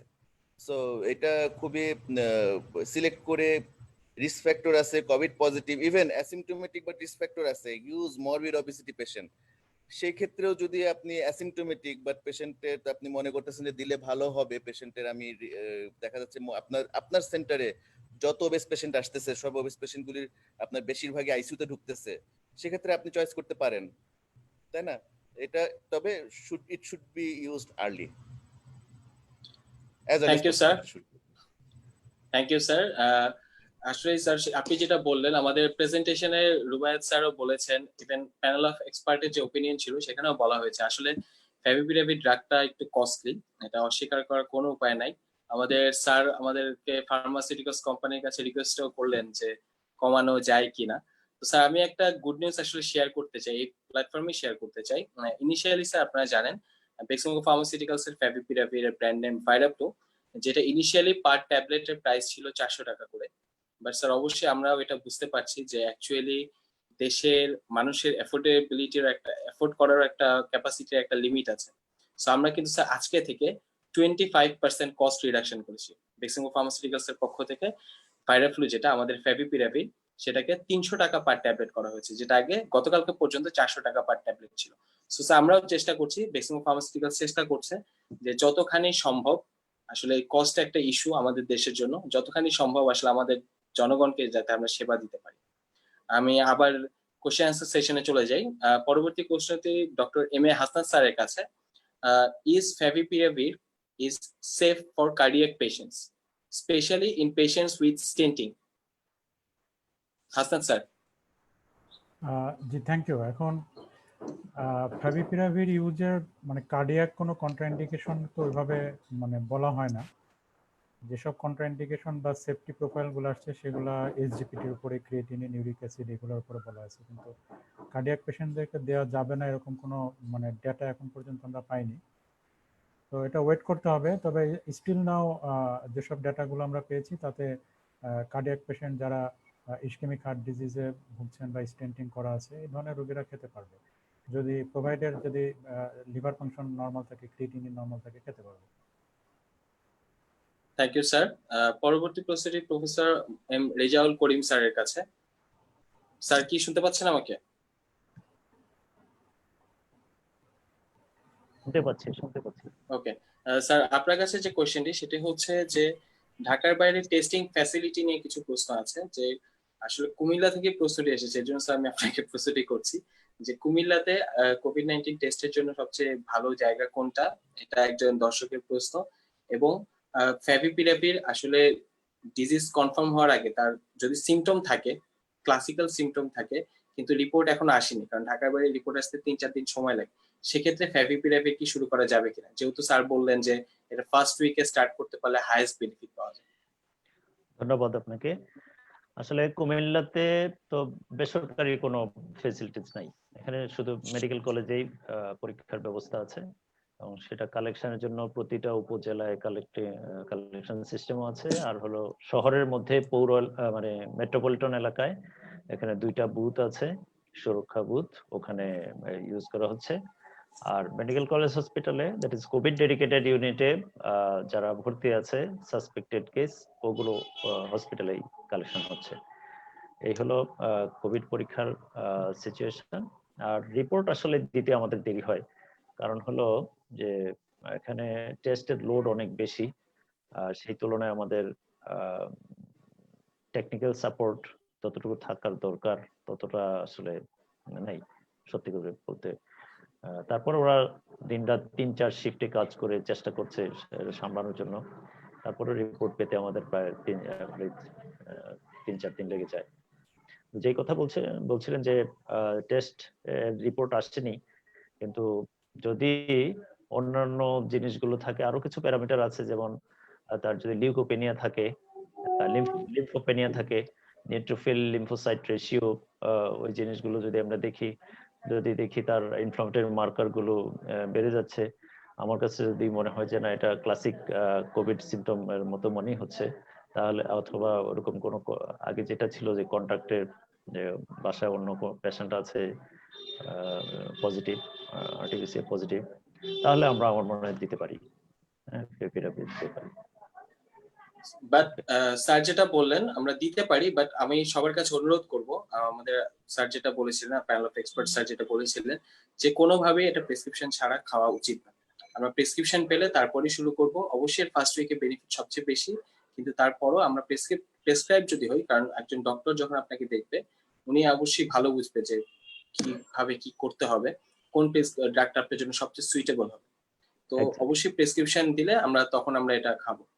স্যারের কাছে আরেকটি প্রশ্ন আছে, on which you started this drug in most patients. Sorry, আসলে স্যার ওনার কোশ্চেনটা হচ্ছে on which you started this drug for most patients, এটার মানে স্যার আমিও বুঝতে পারি উনি খুব সম্ভবত বোঝাতে চাচ্ছেন যে বেশিরভাগ পেশেন্টদের কি আমরা কেন এই ড্রাগটা স্টার্ট করছি না, ফ্যাভিপিরাভিরটা কেন স্টার্ট করছি না, খুব সম্ভবত এটা স্যার, আমি আসলে এক্সাক্ট ট্রান্সলেশনটা শিওর না।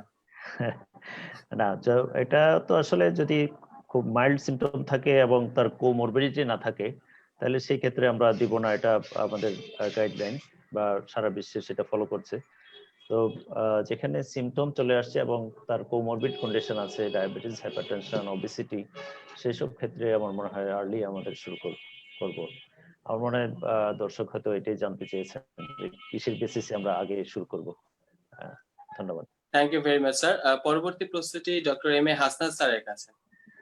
স্যারের কাছে প্রশ্নটা আসলে একটু অভিযোগের মতোই প্রশ্ন, যে আমরা কেন আমাদের পপুলেশনের মাঝে অ্যাওয়ারনেস ক্রিয়েট করতে পারছি না, আর সোশ্যাল অ্যাওয়ারনেস ক্রিয়েট করার জন্য আমরা ডক্টরস ফ্রন্ট থেকে আসলে কি কি করতে পারি।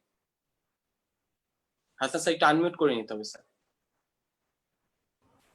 জি ধন্যবাদ। আসলে দেখেন, জনগণকে সচেতন করার দায়িত্ব তো যতটা না চিকিৎসকদের, তার চাইতে বেশি হচ্ছে যে আমাদের যারা নীতি নির্ধারক পর্যায়ে কাজ করেন তাদের ক্ষেত্রে। তো এখন যেটা হয়েছে যে জনগণ কেন মানে মোটিভেটেড হচ্ছে না, এটার পিছনে একটা কারণ আমার যেটা ব্যক্তিগত যেটা অবজারভেশন, সেটা হচ্ছে যে জনগণকে শুধু আমাদের দেশে না, এটা বাইরের দেশগুলোতেও দেখা গেছে যে জনগণকে আমরা বিভিন্ন সময় বিভিন্ন ধরনের মেসেজ দিয়েছি, এবং এক একটা মেসেজ হচ্ছে এক একটা জিনিসের সাথে সাংঘর্ষিক। হ্যাঁ, কখনো আমরা বলছি যে এটা তেমন কোনো রোগ না, আবার পরবর্তীতে বলছি যে এটা একটা ভয়াবহ রোগ, বলছি যে মাস্ক করার প্রয়োজন নাই, আবার বলতেছি যে মাস্ক করতে হবে। তো এই জিনিসগুলা যখন জনগণকে একটা বিভ্রান্তিকর মেসেজ যখন বারবার যায়, তখন কিন্তু সাধারণ জনগণ আসলে ওইভাবে মোটিভেটেড আর হয় না। এরপরে আপনি যতই মানে মোটিভেট করার চেষ্টা করেন, যতই সত্যি কথা বলেন, তখন কিন্তু আসলে ওইভাবে মোটিভেটেড হবে না। এটা একটা। তো এখন তারপর আমাদেরকে চেষ্টা করে যেতে হবে। তো এর পিছনে ডাক্তারদের চাইতেও আমার মনে হয় যে আমাদের নীতি নির্ধারক পর্যায়ে এবং যারা মাস মিডিয়া নিয়ে কাজ করে, বিশেষ করে আমাদের মিডিয়া যারা কাজ করেন, তারা কিন্তু একটা বেশ শক্ত ভূমিকা রাখতে পারেন। যেমন হাত ধোয়ার ব্যাপারটা দেখেন, এটা কিন্তু মানুষজন কিন্তু এখন সবাই হাত ধুচ্ছে, সবাই না মানলেও অধিকাংশ মানুষ কিন্তু হাত ধোয়ার ব্যাপারটা কিন্তু মানে গ্রহণ করেছে। তারপরে মাস্ক পরার ব্যাপারটা, হ্যাঁ এটা ঠিক যে মাস্ক তো সবাই পরছে না, কিন্তু তারপরে মাস্ক তো মানুষ পরছে। আগে তো একদমই পরতো না, কিন্তু এখন তো পরছে। আমরা যদি বারবার করে বলতে থাকি এবং সঠিক নিয়মে কিভাবে পড়তে হবে, তাহলে এটা যদি আমরা বলতে থাকি, তাহলে মানে জনগণ কিন্তু মানে মোটিভেটেড হবে, হবে না তা না। তবে জিনিসটা হচ্ছে যে জনগণকে সঠিক মেসেজটা দিতে হবে এবং সঠিক জায়গা থেকে মেসেজগুলো আসতে হবে, তাহলে কিন্তু জনগণ এটা গ্রহণ করবে। আর আরেকটা কি বললেন যে দ্বিতীয় কোশ্চেনটা কি যেন ছিল? আমরা ডক্টরস ফ্রন্ট থেকে পাবলিক অ্যাওয়ারনেস ক্রিয়েট করার জন্য কি কি করতে পারি? আচ্ছা, ডক্টরস ফ্রন্ট থেকে হ্যাঁ ঠিক আছে। এটা আমাদের ডাক্তারদের যেসব সংগঠনগুলো আছে, বিশেষ করে আমি বিএমএ কথা বলতে পারি। বিএমএ এরকম একটা মোটিভেশনাল প্রোগ্রাম করতে পারে। আমাদের ডক্টরস রেগুলেশন বডি বিএমডিসি আছে, তারা এই ধরনের একটা প্যান্ডেমিক সিচুয়েশনে আমার মনে একটা রোল প্লে করতে পারে। এছাড়াও ডাক্তারদের যে বিভিন্ন সংগঠনগুলো আছে, ইভেন আমরা হাসপাতাল থেকেও তো করতে পারি। আমি ধরেন যে হাসপাতাল আছি, সেই হাসপাতালে যেসব রুগী আসে, তাদের অ্যাটেন্ডেন্ট যারা থাকে, তাদের মধ্যে আমরা এই ধরনের মেসেজগুলো দিতে পারি। তো আমাদের হাসপাতালে যারা আমরা কাজ করি, তারা কিন্তু অ্যাটেন্ডেন্টদেরকে বা রুগীদেরকে কিন্তু মেসেজ সবসময় ছোটখাটো যখনই আমরা রাউন্ডে যাই বা দেখা হয়, কিন্তু আমরা এই ধরনের মেসেজ দেই। তো সেটাই, আমরা ডাক্তাররা তো আমাদের যতটুকু মানে সুযোগ আছে, আমাদের যতটুকু অ্যাক্সেস আছে, সেখান থেকে আমরা কাজ করছি। আর এছাড়াও আমাদের ডাক্তার সংগঠনদের আমার মনে এগিয়ে আসতে হবে। তার চাইতে আমি মনে করি যে একদম রাষ্ট্রীয় পর্যায় থেকে, নীতি নির্ধারক পর্যায় থেকে এই ভূমিকাটা বেশি রাখতে হবে জনগণকে উৎসাহিত করার জন্য বা জনগণকে সচেতন করার জন্য। তার কারণ মহামারী নিয়ন্ত্রণ করতে গেলে মানে এটা তো আবেগ দিয়ে আসলে মহামারী নিয়ন্ত্রণ হয় না, বা মানে আমি খুব শক্তি দিয়েও মহামারী নিয়ন্ত্রণ হয় না। মহামারী নিয়ন্ত্রণ করতে গেলে বৈজ্ঞানিক উপায়ে মহামারীকে নিয়ন্ত্রণ করতে হবে, যেভাবে মহামারী নিয়ন্ত্রণ হয় সেভাবে নিয়ন্ত্রণ করতে হবে। তো এটা আমার মনে হয় এটা একদম মানে রাষ্ট্রীয় পর্যায় থেকে এবং জনগণকে সাথে নিয়ে কিন্তু এই কাজটা করতে হবে।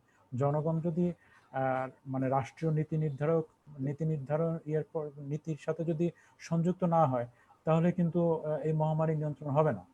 তো সুতরাং জনগণকে সম্পৃক্ত করাটা কিন্তু খুব মানে গুরুত্বপূর্ণ একটা ব্যাপার। জনগণ সম্পৃক্ত না হলে এই মহামারী আমাদের মধ্যে চলতেই থাকবে এবং আমরা কিন্তু সারা বিশ্ব থেকে কিন্তু একটা সময় বিচ্ছিন্ন হয়ে পড়ব। থ্যাংক ইউ স্যার, আপনি সুন্দর জবাব দিয়েছেন। আসলে এটা আমাদের সবার দায়িত্ব, শুধু সরকারের দায়িত্ব না, শুধু ডাক্তারের দায়িত্ব না, এটা আমাদের সবার দায়িত্ব। আসলে স্যার একটু আগে আমি রেজাউল করিম স্যারকে যে প্রশ্নটি জিজ্ঞেস করেছিলাম, এটা আসলে রিগার্ডিং দ্য স্টাডি ফিজিশিয়ান ছিল। যিনি কোশ্চেনটি করেছিলেন উনি আবার একটু ক্ল্যারিফাই করেছেন, this question was regarding the study patients. তো স্যার স্টাডি পেশেন্টদের ক্ষেত্রে আমাদের মাঝে আসাদ স্যার রয়েছেন। স্টাডি পেশেন্টদের মাঝে আমরা যে ফ্যাভিপিরাভির দিয়েছি, তখন আমরা কি স্যার কোনো ক্রাইটেরিয়া চেক করেছি কোন কোন ক্রাইটেরিয়া পেশেন্টকে আমরা দিয়েছি, অর আদার নাকি স্যার এটা র্যান্ডমাইজ ছিল?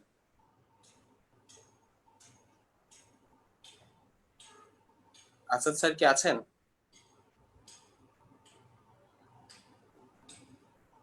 আমি আছি। আপনার স্যার। কোশ্চেনটা আবার বলবেন, একটু নেটওয়ার্কের প্রবলেম ছিল। স্যার কোশ্চেনটা একজন দর্শক করেছেন যে আমরা যে ফাইভিপিরাভির যে ট্রায়ালটা হচ্ছে সেখানে আমরা যে ফাইভিপিরাভির দিচ্ছি এখানে পেশেন্টদের আসলে কি কি ক্রাইটেরিয়া ছিল, আমরা কোন ধরনের পেশেন্টদেরকে আসলে ফাইভিপিরাভির দিয়েছি? আসলে এই কোশ্চেনের অ্যান্সারটা আমি আগেই দিয়ে দিয়েছি, কোন কোন ধরনের পেশেন্টদের ফাইভিপিরাভি দিয়েছি। আমাদের তো আসলে ওয়ার্ড লেভেলে কাজ করার সুযোগটা কম। আমি ক্রিটিক্যাল কেয়ার স্পেশালিস্ট, এখন আমি আইসিইউ এসডিউতে কভার করি। তো সাধারণত যেসব পেশেন্টের মাইল্ড টু মডারেট কেস তাদেরকে আমরা এসডিউতে রাখতেছি এবং তাদেরকে আমরা ফাইভিপিরাভি ইউজ করেছি বা করতেছি। এবং যারা মডারেট কেসগুলি যাদের অক্সিজেন রিকোয়ারমেন্ট প্রোগ্রেসিভলি ইনক্রিজিং তাদেরকে আমরা ফাইভিপিরাভির থেকে সুইচ করে দিচ্ছি ইনজেক্টেবল ড্রাগে, যেটা যে সিভিয়ারের দিকে যেতে পারে এমন আর কি। আর একটা আমি স্যারের সাথে একমত, আমি হাসান স্যারের সাথে আমি একমত, মাস্ক ইউজের ক্ষেত্রে জনসচেতনতা তৈরি করতে হবে। আর একটা বিষয় আমি এর সাথে অ্যাড করতে চাই, জনগণ যেসব মাস্ক ইউজ করে এসব মাস্ক ইউজ করে লাভ নেই। 100% মধ্যে 90% জনগণ মনে হয় ফালতু মাস্ক ইউজ করে, কাপড়ের মাস্ক ইউজ করে, আবার এমন মাস্ক ইউজ করে যেটা 3টা লেয়ারই হচ্ছে নন ওভেন, কোনো ফিল্টার নেই। ওসব ইউজ করে লাভ কি? আর মাস্ক ইউজ করতেছে, মাস্কটা খুলে আবার নাকের মধ্যে হাত দিচ্ছে, তাহলে লাভটা কি? প্রত্যেকটা পেশেন্ট যাদের নাক চুলকায় প্রত্যেকে নাকের মধ্যে হাত দিচ্ছে, তাহলে লাভটা কি হলো? ওই হাত দিয়ে তো সবাইকে ছড়ায় বেড়াচ্ছে। মুখে হাত দেওয়া যাবে না, 1 নম্বর কথা, মুখে হাত দেওয়াই যাবে না কোনো রকমে না। মুখে হাত দিতে গেলে মাস্কের উপর দিয়ে চুলকাইতে হবে।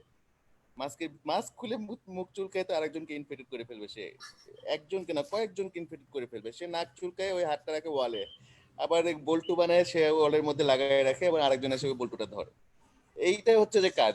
সাধারণ জনগণ এই কাজটা যেভাবে করে, হ্যাঁ, অনেক এই এই এই এই জিনিসটা থেকে, এই এই ব্যাপারগুলি থেকে যে মানে মানুষদেরকে যে সচেতন করতে হবে যে মাস্ক পরেন এবং মুখে হাত দিবেন না দয়া করে, যতই নাক মুখ চুলকায় মুখে হাত দিবেন না। তো আমাদের গভর্নমেন্ট একটা কাজ করতেছে, হাত ধোয়ার উপর অনেকগুলি অ্যাডভার্টাইজমেন্ট দেখতেছি, কিন্তু এত মিডিয়া আমাদের সবাই, একটা সময় স্বাস্থ্য অধিদপ্তরে যখন অ্যানাউন্সমেন্ট ঘটে তখন কিন্তু সবাই টিভিটা অন করে, প্রত্যেকটা চ্যানেলে কিন্তু দেখে, এবং আমাদের সংসদ অধিবেশন যখন শুরু হয় তখন কিন্তু দেখে। ওই সময়টা যদি বারবার করে এই অ্যাডভার্টাইজমেন্টটা দেওয়া হয় যে মাস্ক পরেন, ভালো মাস্ক পরেন, মাস্কটা ছিঁড়ে দেখে নেন ভিতরে লেয়ার টাইপ ফিল্টার আছে কিনা, ওই মাস্ক পরেন। আর মাস্কের পরার স্টাইলটা দেখেন, এবং চুলকানো যদি হয় মাস্কের উপরে চুলকান, অথবা যদি মনে হয় যে নাকের ভিতরে হাত দিতে হবে, হাতটা ভালো মতো পরিষ্কার করে তারপরে হাত দিয়ে আবার পরিষ্কার করেন। এইটার উপর জোর দিলে আমি মনে করি যে অনেক মানুষ হসপিটালে আসা লাগবে না অনেক মানুষের। এই সচেতনতা ভেরি ইম্পর্টেন্ট। এই থ্যাংক ইউ ভেরি মাচ। ধন্যবাদ স্যার। অবশ্যই সচেতনতার আসলে কোনো বিকল্প নাই। মহামারী থেকে বাঁচতে হলে এটা শুধু 2020-এর কথা না, 1920 সাল, 1918 সাল, 1820 সাল, 1720 সাল, শতাব্দীর পর শতাব্দী বিশ্বে আসলে বিষ আসে পৃথিবীতে, এটা এমন একটা প্রবাদের মতোই হয়ে যাচ্ছে। তো গত 4 শতাব্দী ধরে 1720 থেকে শুরু করে সবসময় কিন্তু মহামারী আসছে, এবং প্রত্যেকটা ক্ষেত্রেই কিন্তু মহামারী থেকে আমরা যে উত্তরণ করতে পেরেছি, মানুষ জাতি যে উত্তরণ করতে পেরেছে, তার প্রধান কারণ ছিল কিন্তু জনসচেতনতা। তো জনসচেতনতার কোনো বিকল্প নেই। পরবর্তী প্রশ্নটি প্রফেসর এম রেজাউল করিম স্যারের কাছে। স্যার, এই কোশ্চেনটা আসলে টেস্ট রিলেটেড। যদি টেস্টের রেজাল্ট আসতে, আমরা জানি যে টেস্টের রেজাল্ট আসতে যদি 10 দিন বা তার বেশি সময় লাগে, যেটা টেস্ট স্যাম্পল কালেকশনের সময় সেন্টার থেকে বলে দেওয়া হয়, সেক্ষেত্রে পেশেন্টদেরকে কিভাবে প্রেসক্রিপশন করা শুরু করবে, কি ঔষধ দিয়ে আমরা আসলে পেশেন্টদেরকে ট্রিটমেন্ট করব? রেজাউল করিম স্যার, একটু আনমিউট করে বলতে হবে স্যার। ধন্যবাদ। আসলে এটা একটা কঠিন সিচুয়েশন যে রেজাল্ট 10 দিন পরে যদি আসে, এবং আসলে বাস্তবে এরকম হচ্ছে।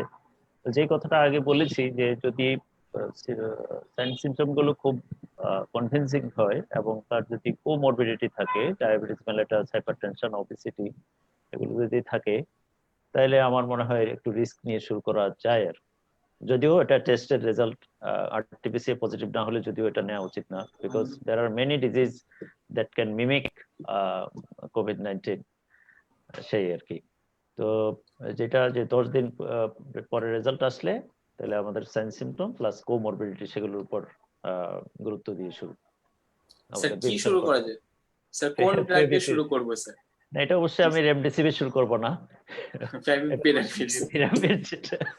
রেমডেসিভির রেখে, আর ক্লোরোকুইন তো আপনার ক্লোরোকুইন ব্যান্ড হয়ে গেছে, রিটোমিনাবিল এটা ইউজ হচ্ছে না আমাদের বাংলাদেশে, সেই আর কি। Thank you very much sir. পরবর্তী প্রশ্নটি আজকের keynote speaker doctor Rubayet Sheikh Giasuddin স্যারের কাছে। প্রশ্নটি হচ্ছে, can favipiravir be used with steroid? স্টেরয়েডের সাথে কি স্যার ফ্যাভিপিরাভির ইউজ করা যাবে কিনা? অ্যাকচুয়ালি এটা কম্বিনেশনের ব্যাপার না, আমরা তো ফ্যাভিপিরাভির যেটা আমরা সবাই বলে যাচ্ছি mild case with risk factor for moderate কেসে আমরা ইউজ করছি, সিভিয়ারে ইউজ করছি। আর স্টেরয়েডের ইন্ডিকেশন আবার ইউজুয়ালি আমরা সিভিয়ার কেস থেকে শুরু করি। সাধারণত দুইটা ওভারল্যাপ করে না বিকজ অফ দি ক্যাটাগরি, এই জন্য। আর স্যার সিভিয়ার কেসের ক্ষেত্রে স্টেরয়েডের আরেকটা প্রশ্ন রয়েছে, সিভিয়ার কেসের ক্ষেত্রে স্টেরয়েড আমরা আসলে কবে থেকে স্টার্ট করব? সিভিয়ার কেস হলে আমরা আগে ক্যাটাগরাইজ করি এটা কি এআরডিএস নাকি সাইটোকাইন রিলিজ সিনড্রোম নাকি সেপটিক শকে গেছে, সেইভাবে আমরা স্টেরয়েড ইউজ করি। এটা হসপিটাল সেটিং ইউজ করতে হয়, সিলেকশন অফ স্টেরয়েড ডোজ, অনেক কিছু ব্যাপার ইউজ হয়, কিন্তু মডারেট কেসে আমরা ইউজ করি না। সিভিয়ার কেস থেকে শুরু করে ক্রিটিক্যাল কেস আমরা স্টেরয়েড ইউজ করি সিলেক্টিভ ভাবে। Thank you sir. পরবর্তী প্রশ্নটি ডক্টর এম এ হাসনাত স্যারের কাছে। Recently it is found that blood clot is a major issue in COVID-19 infection or mortality from COVID-19 infection. What precautions can we take to prevent this clotting situation? Hasnat sir. জি ধন্যবাদ। আসলে এইটা নিয়ে তো already আলোচনা হয়েছে। তো এখন কখন অ্যান্টিকোয়াগুলেন্ট শুরু করতে হবে, কখন এনোক্সাপারিন শুরু করতে হবে, এই ব্যাপারগুলো তো ডক্টর আসাদুজ্জামান উনি তো বললেন। তো ওইটাই আর কি, যখন আমরা পেশেন্ট মডারেট কেস যদি রিস্ক ফ্যাক্টর থাকে অথবা দেখতেছি মডারেট থেকে সিভিয়ারের দিকে একটা পেশেন্ট চলে যাচ্ছে, তো তখন কিন্তু আমাদেরকে এনোক্সাপারিন এগুলো দিতে হবে আর কি। তো এনোক্সাপারিনটাই আমাদেরকে প্রেফারেবল মানে সব ক্ষেত্রে বলা হচ্ছে। তবে কিছু কিছু জায়গাতে কিন্তু ওরাল অ্যান্টিকোয়াগুলেন্ট যেগুলো আছে, বিশেষ করে রিভারক্সাবান, এগুলাও কিন্তু কিছু কিছু স্টাডিতে বলা হচ্ছে যাদেরকে ইনজেক্টেবল দেওয়া যাচ্ছে না, কোনো কারণে যদি ইনজেক্টেবল দেওয়া না যায় বা অ্যাভেলেবিলিটি যদি এরকম না থাকে, তখন ওরালগুলোও দেওয়া যায়।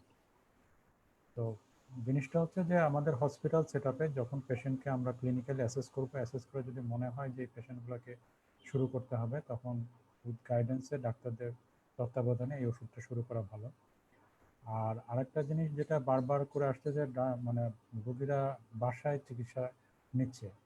এখন এই ক্ষেত্রে মানে রোগীদেরকে দোষ দেওয়ার আগে দেখতে হবে যে আমাদের কি এমন হলো যে রোগীরা বাসায় চিকিৎসা নিচ্ছে, এবং সব রোগী যদি হাসপাতালে চলে আসে তাহলে আমাদের হাসপাতালগুলোর কি এই ধারণ ক্ষমতা কি আছে কিনা, সেটাও কিন্তু আমাদের একটা এই বাস্তবতা কিন্তু উপলব্ধি করতে হবে। যেমন এই মুহূর্তে যদি আমরা বলি যে প্রায় 1.5 লক্ষ মানে পজিটিভ কেস, মানে এ পর্যন্ত 1.5 লক্ষ বাংলাদেশে আছে। তো ধরলাম যে এখন যদি 50,000 পেশেন্ট থাকে, তাহলে 50,000 রোগী কি হাসপাতালে ভর্তি হবে, বা ভর্তি হয়ে কি তাদেরকে চিকিৎসা দেওয়াকে হাসপাতালে দেওয়া সম্ভব কিনা।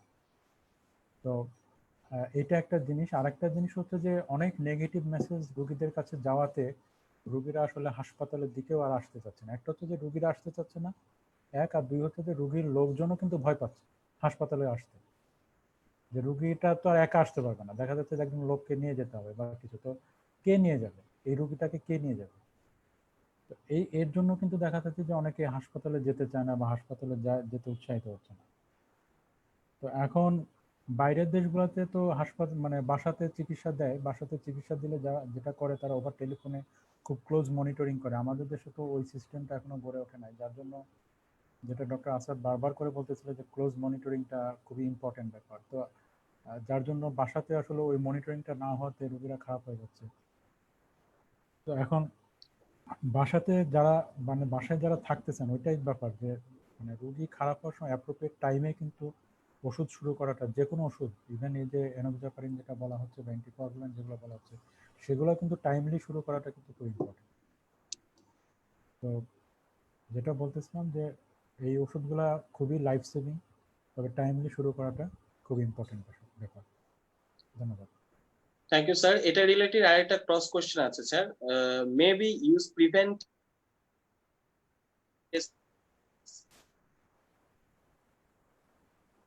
প্রিভেন্টিভ, এটা মানে ডোজটা জানতে চাচ্ছে তাই তো? জি স্যার, প্রিভেন্টিভ ডোজে কি অ্যান্টিকোয়াগুলেন্ট ইউজ করা যাবে কিনা sir, mild case with comorbidities তাদের ক্ষেত্রে? হ্যাঁ, প্রিভেন্টিভ ডোজ আমরা তো সাধারণত 1 milligram per KG body weight per day হিসাবে দেওয়া হয় আর কি। জি স্যার। আমরা যদি এনোক্সাপারিন দিই তাহলে 1 milligram per KG body weight per day. না স্যার, এটা কি স্যার ইউজ করা যাবে, মাইল্ড কেসে ইউজ করা যাবে কিনা স্যার? যাদের কোমরবিডিটিস আছে comorbidity, mild case with comorbidity তাদের ইউজ করা যাবে?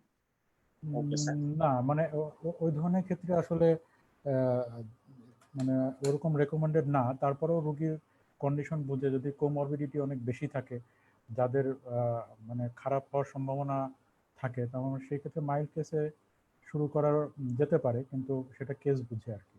তবে এখনো ওইভাবে রেকমেন্ডেড না। Thank you sir. পরবর্তী প্রশ্নটি প্রফেসর এম রেজাল করিম স্যারের কাছে। Is it true that secondary COVID infection is more severe than primary infection? If so, why? Rezaul Karim sir. Thank you very much. Actually, second time COVID infection report কিন্তু খুব বেশি না, কিন্তু যেগুলো রিপোর্টেড হচ্ছে সেখানে আমরা খুব সিভিয়ারই পাচ্ছি। এটার অনেকগুলো কারণ, অ্যাকচুয়াল কারণ তো আমরা জানতে পারিনি। অনেকগুলো কারণের মধ্যে দেখা যাচ্ছে যে অ্যান্টিবডি যেটা তৈরি হচ্ছে আমাদের শরীরে, this is not actually not persisting long or not strong enough to combat the second infection. Number two, যে ইমিউন সাপ্রেশন, যেটা হচ্ছে সরি ইমিউন, যে একটা পেশেন্ট সে কোভিড ইনফেকশনকে থেকে উঠে তার যে নর্মাল যে অ্যানাদার ইনফেকশনস কমব্যাট করার মতো এবিলিটি গ্রো করে বসে না।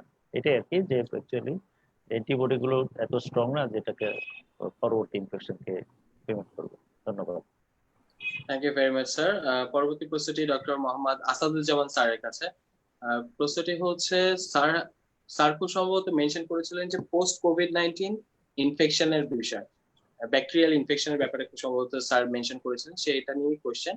What are the most common infections? Sir অবশ্য কিছু বলছেন, what are the most common infections and how can we prevent them, common bacterial infections after COVID-19? COVID-19 বললে ভুল হবে, যে কোনো ভাইরাল ইনফেকশনের ক্ষেত্রে যে সব মোস্ট কমন ইনফেকশন হয় সেটা কমিউনিটি অ্যাকোয়ার্ড নিউমোনিয়াতে যে ইনফেকশন হয় সেগুলি। আমাদের maximum 70% cases due to streptococcus pneumoniae এবং almost another 25% is due to atypical organism. Sir ওনার কোশ্চেন হচ্ছে, আমরা কি এটাকে প্রিভেন্ট করতে পারবো কি? ভাইরাল ইনফেকশনটা প্রিভেন্ট করার জন্য আমাদের কি করতে হবে? ভাইরাল ইনফেকশন নাকি secondary bacterial infection? Sorry, secondary bacterial infection. Sorry sir. Secondary bacterial infection prevent করতে গেলে আমাদের মেইন কাজ হচ্ছে যে ওই ভাইরাল ইনফেকশনটাকে দ্রুত কন্ট্রোল করা। যদি ভাইরাল লোড আমরা কমাতে পারি তাহলে সেকেন্ডারি ব্যাকটেরিয়াল ইনফেকশন কমবে। সেকেন্ড থিং হচ্ছে যে হাইজিন মেনটেন করা, একই জিনিস রয়ে গেল, হাইজিন মেনটেন করা। থার্ড থিং হচ্ছে যে ওবেসিটি কন্ট্রোল করা, এক্সারসাইজ করা, এবং ফোর্থ থিং হচ্ছে যে অবশ্যই ডায়াবেটিস টোটাল কন্ট্রোল করা।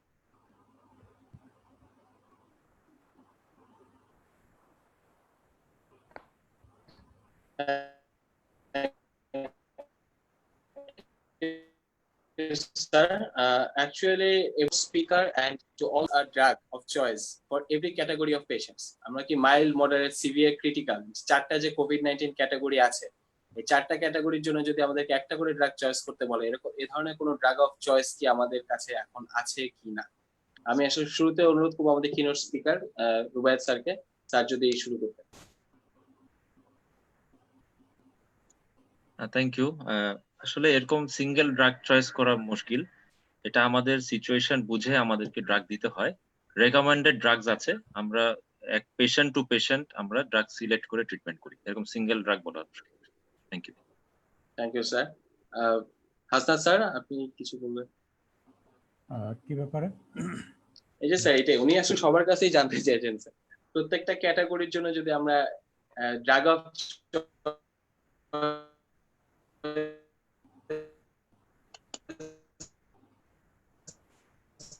আমি প্রশ্নটা আসলে শুনতে পাই না, মানে চুজ করতে চাই, তাহলে সে ধরনের স্যার মাইল্ড কোভিড চারটা স্টেজ আছে, মাইল্ড, মডারেট, সিভিয়ার এবং ক্রিটিক্যাল। তো এই চারটা স্টেজের জন্য যদি স্যার আমরা আলাদা আলাদা ড্রাগ অফ চয়েস চুজ করতে চাই, তাহলে কি স্যার এটা সম্ভব নাকি? অথবা এই ধরনের কোনো রিকমেন্ডেশন আছে কি? মানে 4টার ক্ষেত্রে কি কি ড্রাগ দিব? জি স্যার, জি স্যার। অ্যান্টিভাইরাল? অ্যান্টিভাইরাল বা যে কোনো কিছু এরকম না, কিছু মেনশন করেনি কোশ্চেন।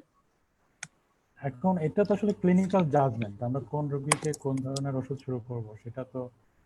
আর আমাদের দেশে তো ন্যাশনাল গাইডলাইন আছে যে মাইল্ড কেসে আমরা কি কি ওষুধ দেবো, মডারেট কেসে কি ধরনের ট্রিটমেন্ট দেব। আমাদের যদি ট্রিটমেন্ট দিতে হয় তো ন্যাশনাল গাইডলাইনের যে এটা আছে সেটা ধরেই আগাতে হবে। ন্যাশনাল গাইডলাইন আছে, হু গাইডলাইন আছে, সেগুলাকে ফলো করতে হবে। আর মেইনলি ধরেন একদম প্রাইমারি, একদম ইনিশিয়াল স্টেজে যে একটা পেশেন্ট শুধু জ্বর আছে, আর কোনো কিছু নাই, কোনো কোমরবিডিটি নেই, কিছু নাই, তো তার প্যারাসিটামল খাবে, প্যারাসিটামল অ্যান্টিহিস্টামিন খাবে, এটাই তো একদম প্রাথমিক পর্যায়ে চিকিৎসা। তো তারপরে যদি যে অ্যান্টিভাইরালের যে ব্যাপারগুলো আসলো, অ্যান্টিকোয়াগুলেন্টের যে স্টেজগুলো আসলো, সেগুলো টাইম টু টাইম যখন যে রোগীর প্রয়োজন হবে, সে যদি পজিটিভ কেস হয়, কোমরবিডিটি থাকে, খারাপের দিকে যেতে থাকে, তখন সেই অনুযায়ী চিকিৎসা করতে হবে। এটা তো একদম মানে একদম ওইভাবে বলা যাবে না আর কি যে এই রোগীকে এটাই। I got the point sir. ঠিক আছে, আমার মনে হয় আমাদের দর্শকরা তাদের প্রশ্নের উত্তর পেয়েছে। একটা প্রশ্ন ছিল বেক্সিমকো ফার্মাসিউটিক্যালস এর কাছে, আমি আসলে সেই প্রশ্নটার উত্তর দিতে যাচ্ছি। The question was, when will Beximco Pharmaceuticals will launch vaccine? Actually vaccine launch করা তো বিষয়টা এমন না যে আমি চাইলেই করে ফেললাম। যদি আমি চাইলেই করে ফেলতে পারতাম তাহলে আমি কালকেই করে ফেলতাম। But it's actually not that easy. যদি বিষয়টা এতটা ইজি হইতো তাহলে ইউএসএ, ওয়েস্টার্ন ইউরোপ বা অন্যান্য উন্নত দেশে অলরেডি ভ্যাকসিন চলে আসতো। Yes, we are trying to collaborate with the abroad bodies. আমরা বাইরের রিসার্চের উপর আমাদের নজর আছে, আমরা চেষ্টা করছি অন্য কোনো রিসার্চ ফ্যাসিলিটি থেকে, ইভেন আমাদের নিজেদেরও একটা রিসার্চ ফ্যাসিলিটি আছে, আমি নিজেও আজকে সেখানে গিয়েছিলাম, সেখান থেকে আমি আসলে আসছি। সো আমরা চেষ্টা করছি, বাট এ ধরনের ডেডলাইন আমরা তো অবশ্যই দিতে পারবো না, যে আমরা কবে ভ্যাকসিন আনবো। Beximco Pharmaceuticals, আপনারা জানেন, it is the leading pharmaceutical company of our country. It is the first US FDA approved company in our country and the first company who are exporting prescription medication to the US market. And the Beximco Pharmaceuticals is always there for the Bangladeshi population for decades now.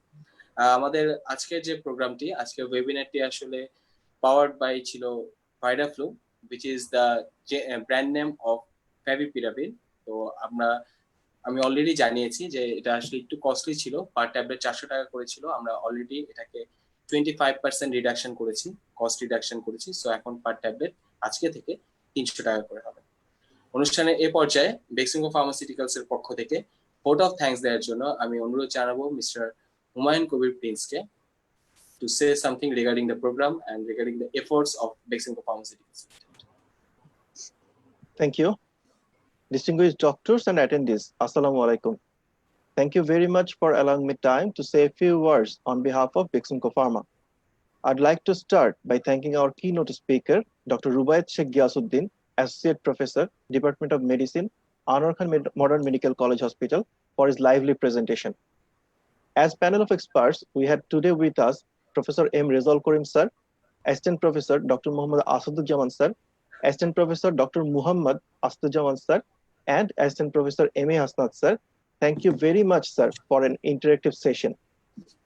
The global havoc unleashed by the coronavirus that is causing COVID-19 pandemic has crossed all the expectations. People are off guard as there is no treatment for this unprecedented disease.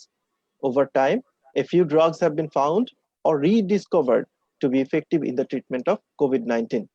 Beximco Pharma has launched favipiravir preparation under the brand name Viraflu. In today's session, there is a concern about the cost of the treatment. We are working on to reduce the treatment cost to make it available for maximum number of Bangladeshi patients.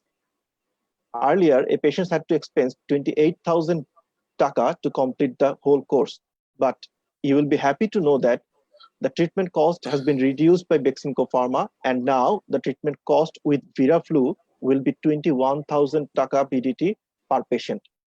So this is 7,000 BDT less than the earlier treatment cost, which is 25% less. Thank you very much for giving us the chance to arrange such a resourceful program. And we believe that a huge number of doctors all over the country will be benefited from this discussion. Once again, I would like to express my gratitude for having you all amongst us here this evening. in such a lively webinar. Thank you very much. Allah Hafiz. Thank you mister S M Humayun Kabir Prince for your vote of thanks. আমি শেষ করার আগে, আমরা অনুষ্ঠানের একদম শেষ পর্যায়ে চলে এসেছি। শেষ করার আগে আমি পুনরায় আমাদের আজকে keynote speaker doctor Rubayet Sheikh Giasuddin sir, আজকে panel of expert doctor Mohammad Asaduzzaman,